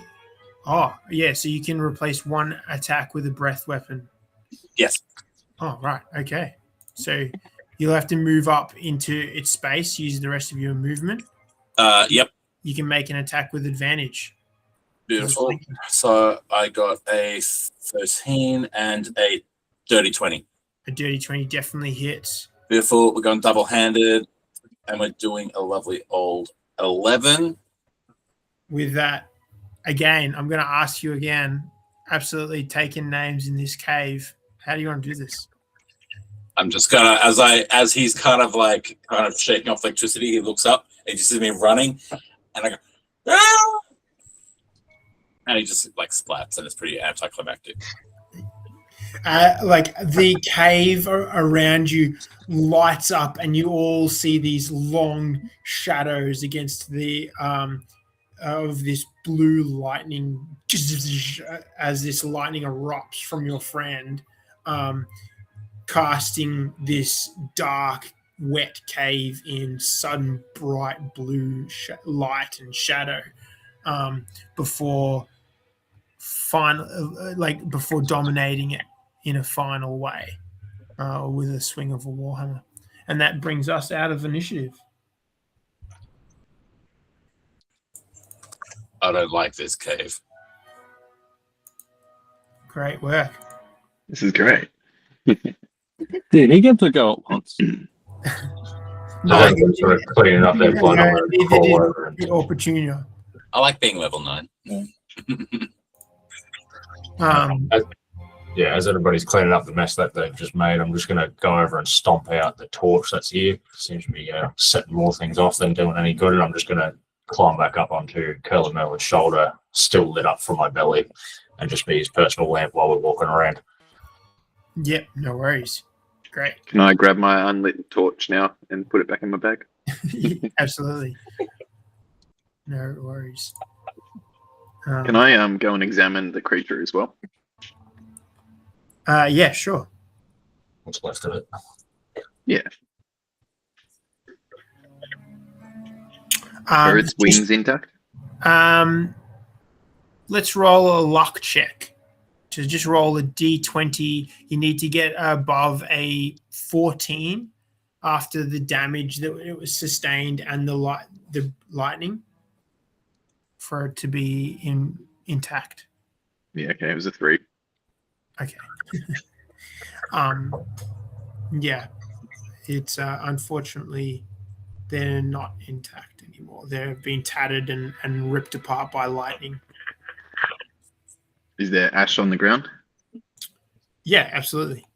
Could I go and grab some of that and pack it into my pouch of petals and clay? For sure you can. Sweet. All right. With that, where would you like to go from here? Could I recast a light spell onto a rock and drop it down, see how deep that water is? Yeah, sure. You take a piece of rubble off the ground, and once it is lit with that orange glow that is so familiar to all of you from your magic. You throw it in. It drops that 30 feet from the edge of where you're standing until you hear a splash in the water, and begins to drift down. You see, with the reverberation of the ripples in the water, that it is seems to be flowing from a left to right. It seems to be going in the downhill direction, and you do not see it hit the bottom. It disappears from view. Okay. So deep enough that I could assume if I was to jump into it, I'm not going to splatter myself on the bottom of the riverbed sort of thing. Yeah. You would float away. Yeah, that's what I'm thinking. I'm thinking I'd jump down there with a light and see how far I get. I can cast water walk though, and we can walk on That's it, true. but we've got to get down there. Yeah, that's true. Do we go back to the other path? Like over here? See if that river leads up to any of the other channels, I guess. Yeah, it's probably going to join up, hey? It might be more of a bank we can access it by. Yeah. Yeah. Because might be handy, might not be. But Unless it's a secret boat path.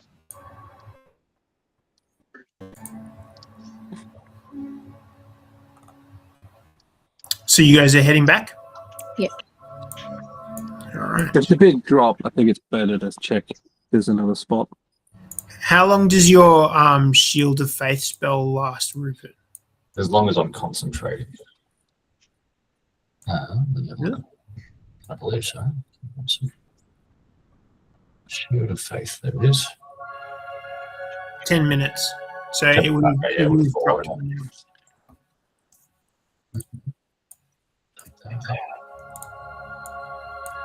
So you guys, you head back. Are you heading to here, or are you heading back to the main cavern where you started? We'll just go here, and I can send Cherry up. Yeah. That's Yep. what you want Cherry to scout? Yep. Okay, so Cherry goes up to the darkness of the corner, and goes around the corner to look, and it seems to be a dead end. Okay, so she comes back.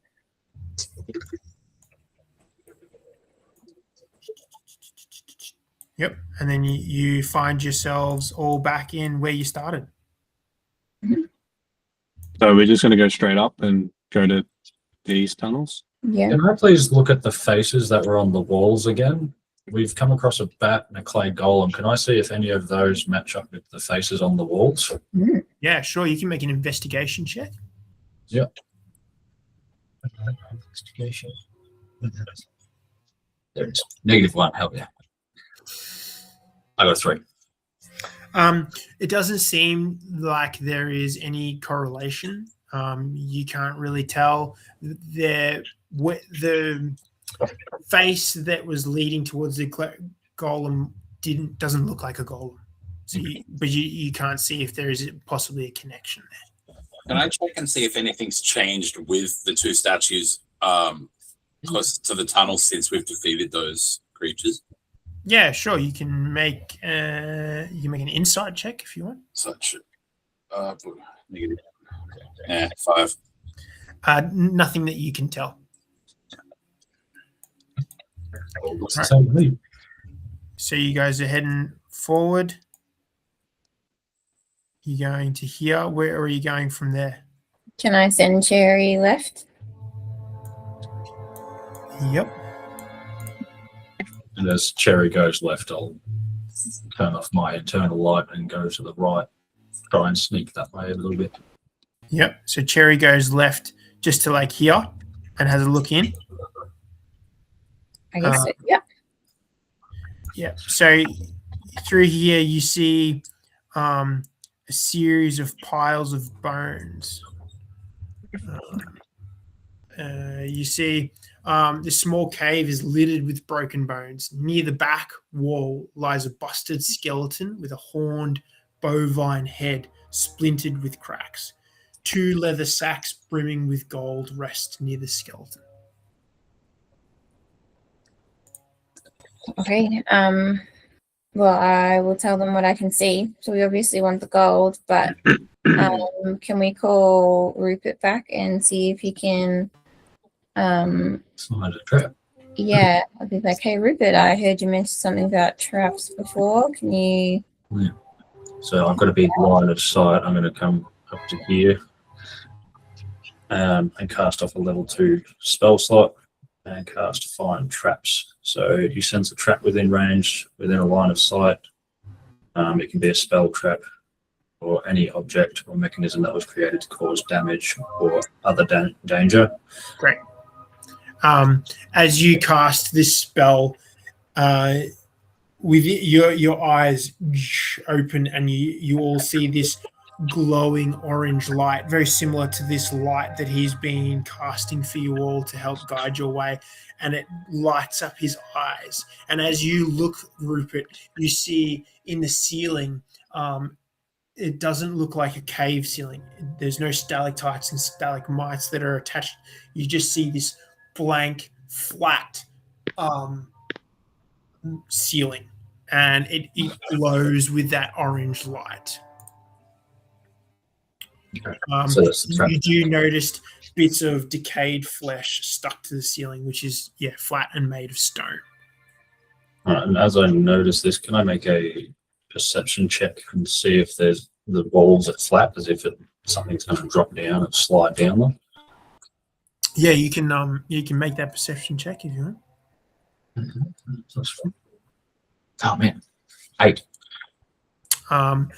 The walls just look like regular cave walls. Yeah, it's just it's just really that the trap in the ceiling has been illuminated by your magic.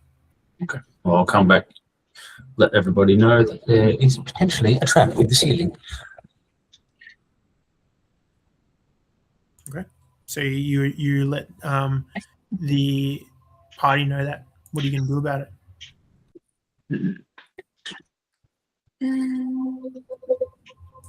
Let's throw stuff at it.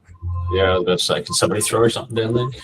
I vote we throw the frog. I was going to say, does anyone have anything to lift, like to stand something in and pick it up? Well, I was going to say I do have. I can't manipulate objects though. Hey, Curlin, what about one of the pebbles you picked up? I've got a spell I can use. Or If that? I move up here to where Cherry is, Mhm. and I'll cast see invisibility. And I'll throw that pouch of ash and stuff out. See if anything turns up.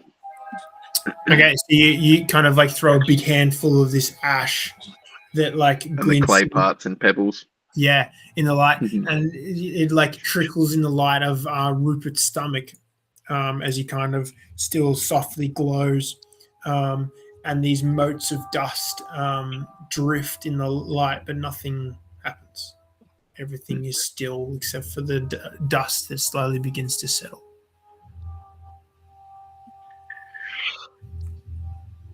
Can I cast knock and give my warhammer a big old smack on the ground? Sure, you do that and nothing happens if you are staying where you are. Can I come back to the entryway and check and see if there's any triggers on the floor? The entryway where Curlin is. Yeah. Yeah, you can make an investigation check right at the doorway there. Okay, investigation. Not good at this stuff.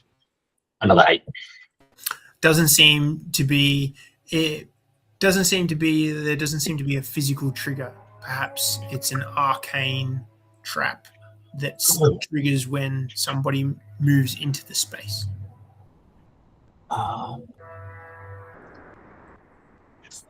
Can I cast Dispel Magic?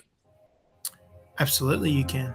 I'm going to mark up a 3rd level spell slot and cast Dispel Magic on the trap that I saw in the roof. Go for it. As you cast Dispel Magic, you move a little closer in order to get a close view, and it seems like you begin to hear grinding, and then everything stops. And you look down, and the 2 bags of gold that were on the ground have disappeared. But you do notice a small pouch on the skeleton of the Minotaur that you didn't notice before that was behind one of the illusory sacks. Okay. I'm going to creep my way around the left wall and get closer to the skeleton and pick up the pouch. Yeah, as you pick up the pouch and you look inside it, there are 5 diamonds worth 100 gold each. Group it quickly, straight to the undersleeve. No worries. Can I take the head of the Minotaur skeleton? Sure. Sweet. Is there anything else in the room? There does not appear to be anything else in the room. No. Then we head right. Yeah, head over to the right and check what's down there.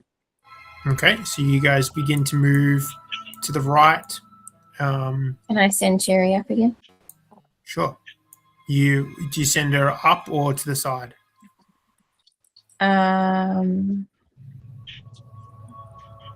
Maybe to the side. As she goes up and goes past where you see her, Yeah. she moves around and she comes from the other side, just this little frog. And as you're all looking down at this small frog, it's just like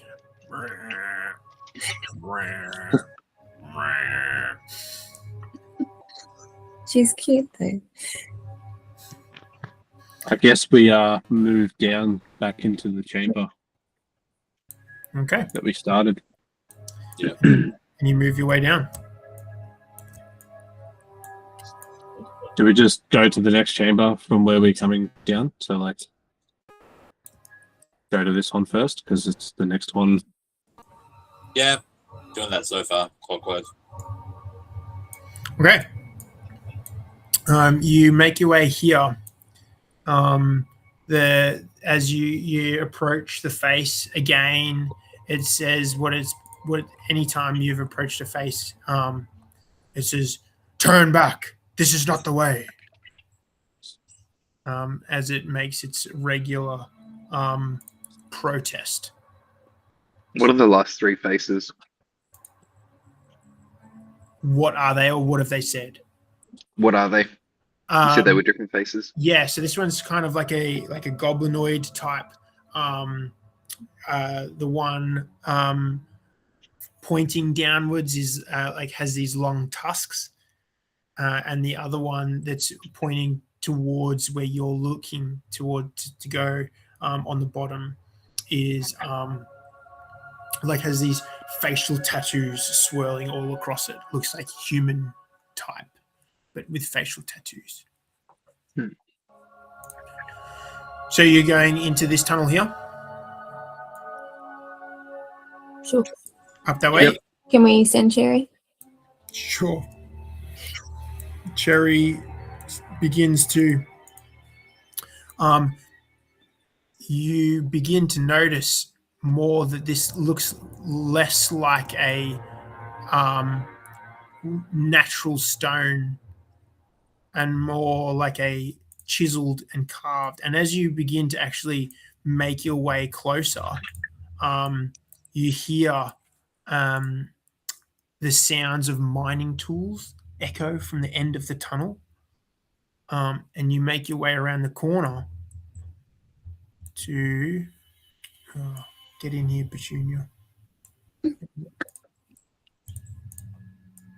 There we go. Let me look for the right button. You find these stairs. Just sorry, give me a second. Let me get everything what I need. This tunnel has been worked recently, judging by the stone chips and the dust covering the floor. Roughly carved images of cave-dwelling creatures decorate the smooth stone walls. The sounds of mining tools echo from the end of the tunnel, where the hewn steps rise into darkness. As you begin to make your way up the steps around a slight bend, you see this.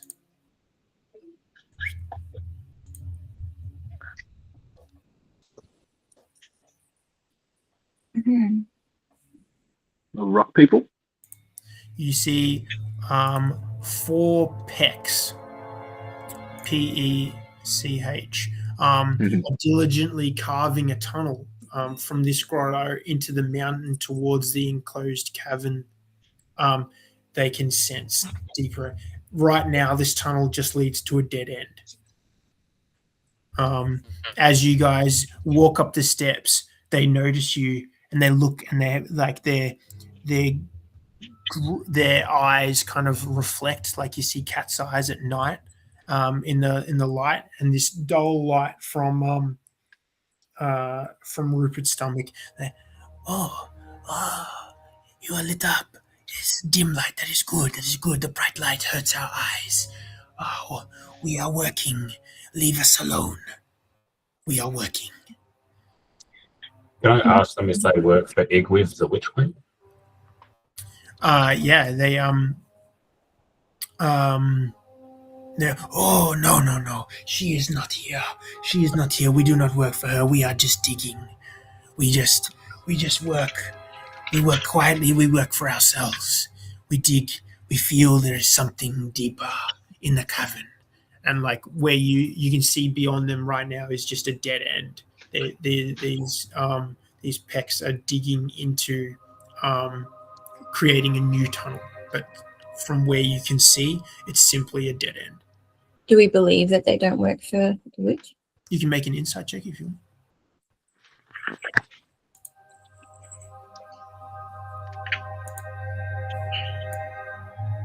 Oof.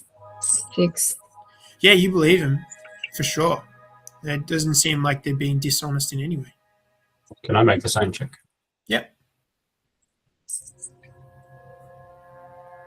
10. Yeah, these guys are straight up honest. They've never told any lies before. You're absolutely certain that this is exactly what they're doing. They're digging, and they like digging, and they're just digging tunnels for themselves. Well, all seems to do it. Can we ask them if they have any gems? Are they finding gems along the way?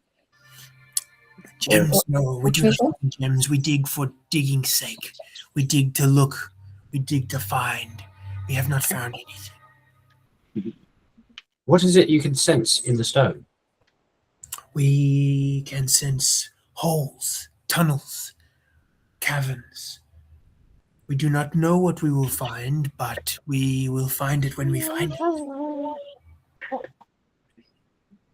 Hush, let us dig. And like one of them just turns back and starts like chipping away. Another one moves towards the cavern wall and starts carving again.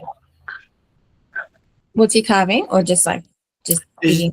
There's patterns, swirling patterns. There's images of like cave creatures. Does any of it look familiar?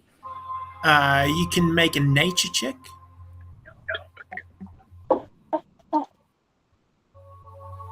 11.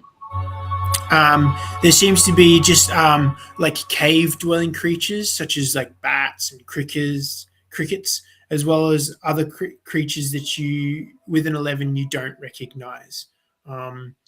Things that are made of stone that move, or creatures with one large mouth at the center of their body and 3 eyes and 3 arms. Yeah. Can we ask them if they know anything about the faces? Yeah. As you ask this question, the faces, they lie. They lie. They don't tell the truth. You have to ask for the truth in order for them to not lie. But we do not ask. We just dig. And then he waves you away and turns and continues to do his carving. Was that face there when you first started digging, or has it always been there? Our tunnel is your entryway. It has been here for as long as we have been here.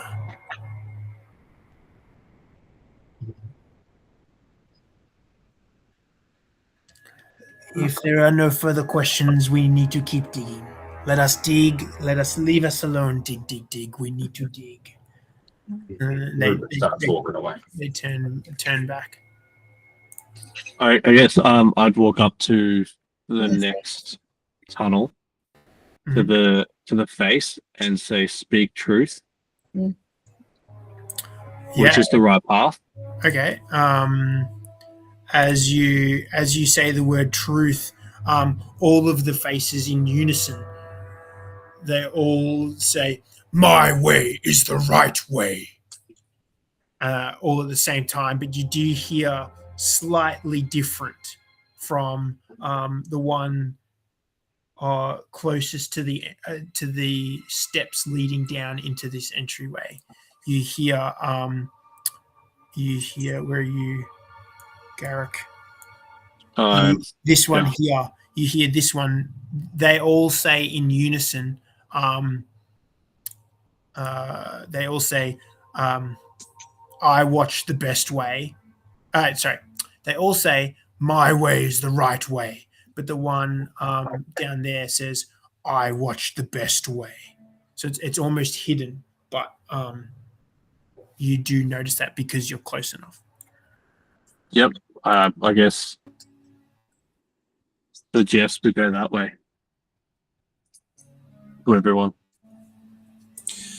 Hold on, to confirm, which one is the one that said, "I watched the best way"? Is it the one closest to the entrance? Down here. Yeah, okay. That's the one that I was gonna go to. Yeah, well, we go number 5 then, yeah? Yeah. Do we want to check out this before we head down there? Well, it's just gonna be another dead end, though, isn't it? I mean, Cherry could quickly go down there, maybe. Yeah, Cherry can go down there. Yeah, just not there. See if there's anything worth going and getting. Okay. So you're sending Cherry? Yeah. So Cherry starts to hop her way down into here. How far in are you going into her eyes so you can see the way? Yeah, for as long as I can, and then see what happens. Okay. So Cherry sees one way, and she begins to see these bioluminescent, like piles of fungi. Sure. Further on, bioluminescent fungi, some as tall as 6 feet, fill this moist cavern. The caps of the mushrooms sprouting from the floor and the walls grow with a faint blue light. And you, through the eyes of Cherry, you see pale dog-sized insects chitter amongst the fungus and start to move around with long antennae. Yeah. Can Cherry also look north, like to her left? Like up through here. Yeah, just line of sight up there. It's up through here, line of sight. That's about as far as Cherry can look, unless she moves further forward. Okay.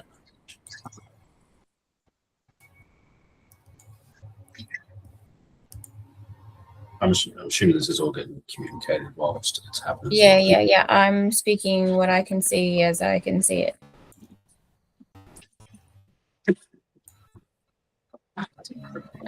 But we want to check out the best way. Get tell her to come back. Yep, you tell her to come back, and then you're going to send her down this way. Are we? Yeah, if you're comfortable. Sure.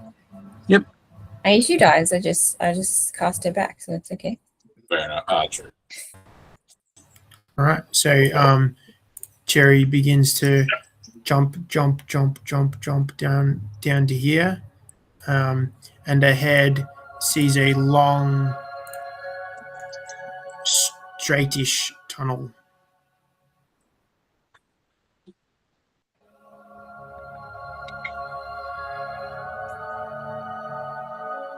It curves at the end, further off into the distance.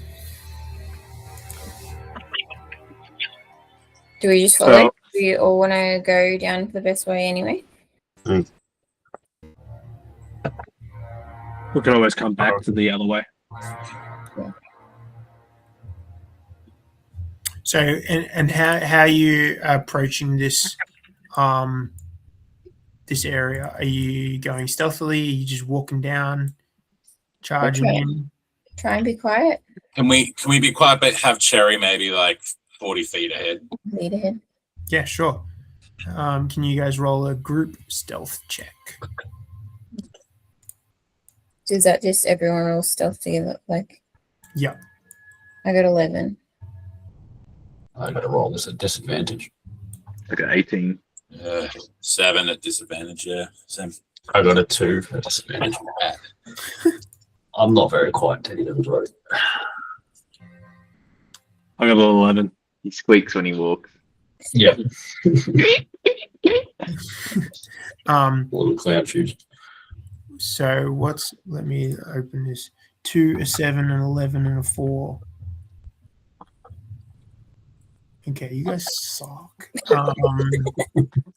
Sorry, I'm supposed to be impartial as a DM, but seriously, that was shocking. To be fair, giant barbarian. Yeah. It's just Kronk singing his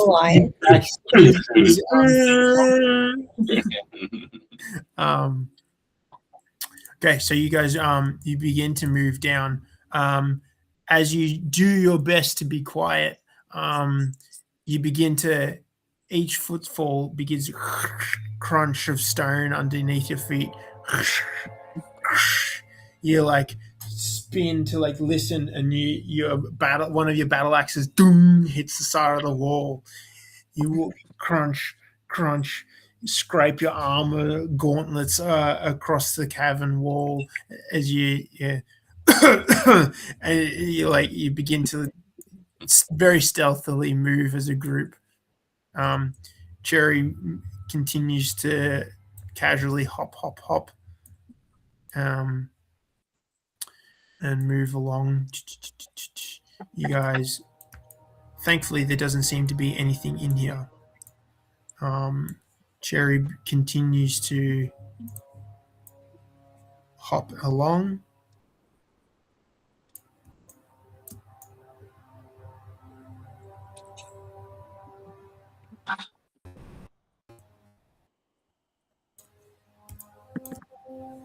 You guys keep going in.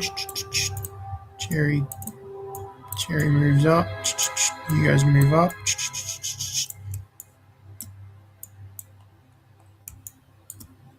Cherry moves up. You guys move up. As you slowly, surely, slower by slower, you guys make your way up through this relatively dry, but you begin to be heading down in a slow downward descent as you've made your way along through this tunnel. You keep going, and the sound of rushing water begins to become louder and louder as you come to a bit of an embankment. Hey. Through here. As you all move to this point.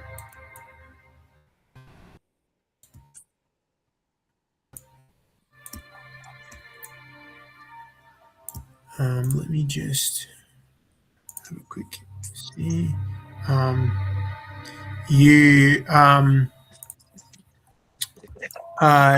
You do notice as you stand here, further forward. Let me quickly get a quick judge of distance here. from where you are,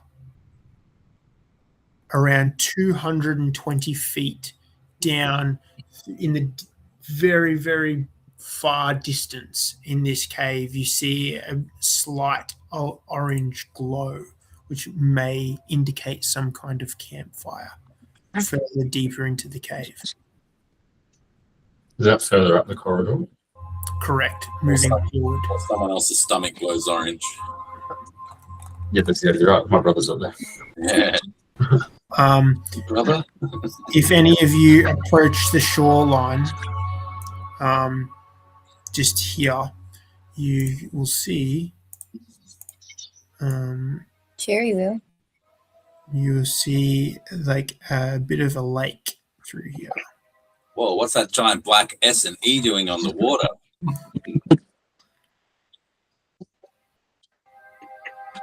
It's a dragon. You see what seems to be a bit of an inland lake. Can we see that embankment on the other side or no? How far is your dark vision? 60. I would say no. About there, if that's 60 feet. That's what you can see there. Can I try and sneak up a little further?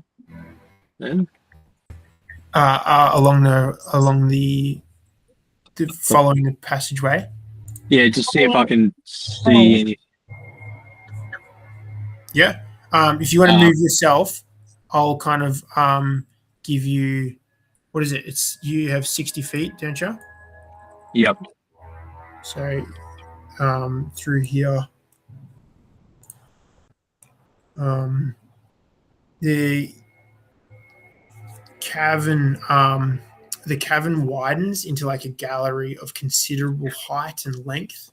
Clusters of small fungi grow throughout this chamber, and odd indentations dot the floor and the walls at semi-irregular intervals. Somewhere further back in the cave, a dim glow casts flickering shadows. So you probably see like up to about here. Those little like crevices on the side, like how big are they? They vary. They're about like 5 foot deep. In Like some small- places, from what you can see from where you are. Small enough to like duck into to like kind of sneak up and have a look. Is that what you want to do? Could I, before he goes up, just have a look and see if there's any traps there? I'll use my find traps again. Yeah. Yeah, sure. Is that still up from last time? How long does that last for? It'd be a recast. Okay, no worries. Yeah, so you can like move into like roughly where he is, and again your eyes go that orange glow as you look to see if you can find any traps. Does not appear to be any traps through this area. I can actually fly. Draconic fly. Should I just go do a quick fly around the lake and just scout out a bit further? All right. So yeah, I'll go draconic flight. So I'll spread my wings. I gain temporary flight for 10 minutes or until I retract my wings. No action required, or have the incapacitated condition.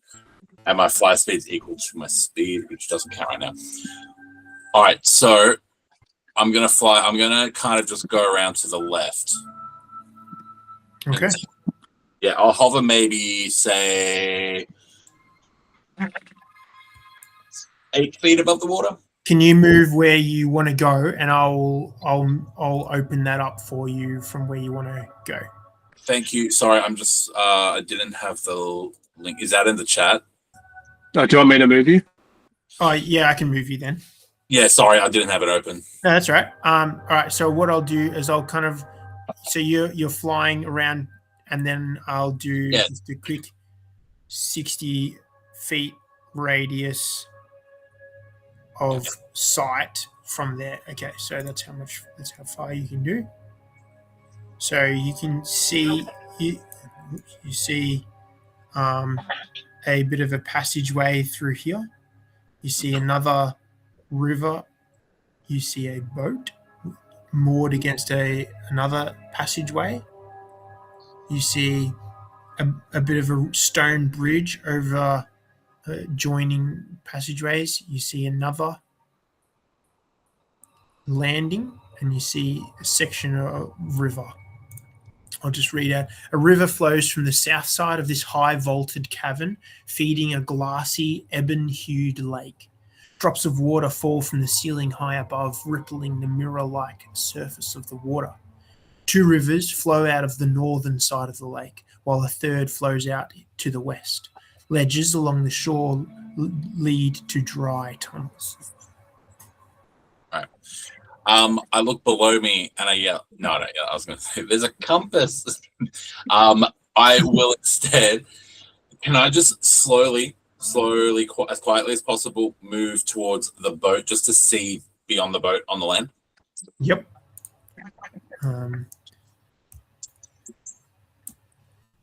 So you I'll say 20 feet for now.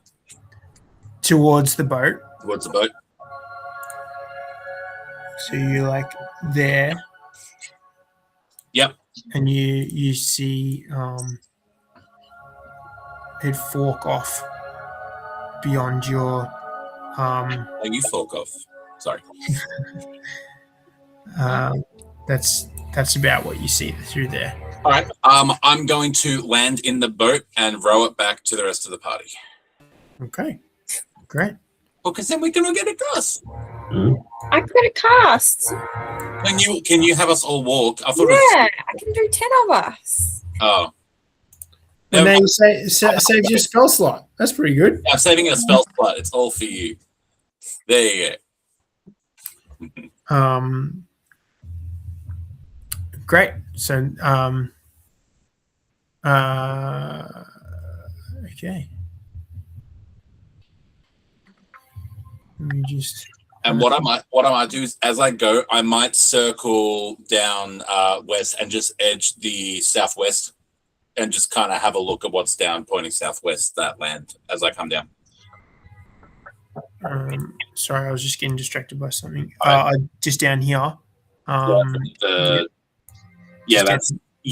Just come back and kind of take a gander. The tunnel seems to be continuing much further. Okay.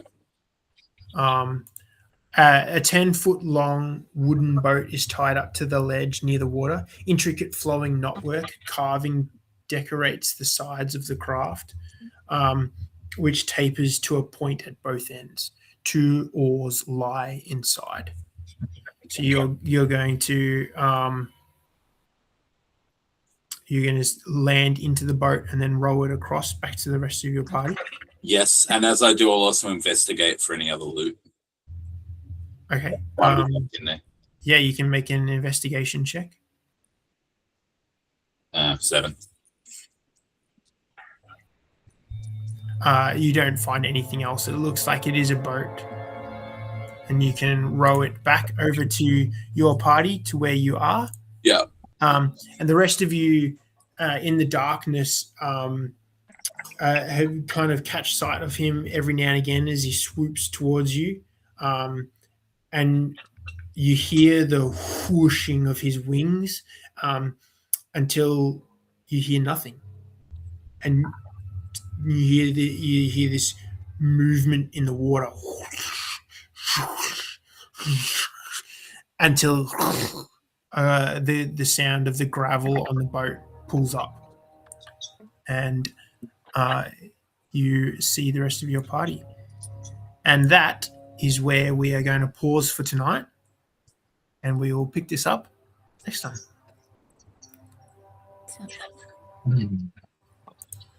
There. Nice. Cool. So it's getting a bit late. And so I figured it's going to be a little bit of a longer session as we all explore this area. And it is going to be a good place to pick up from next time. Cool. So we'll finish the recording there and get sorted. Oops.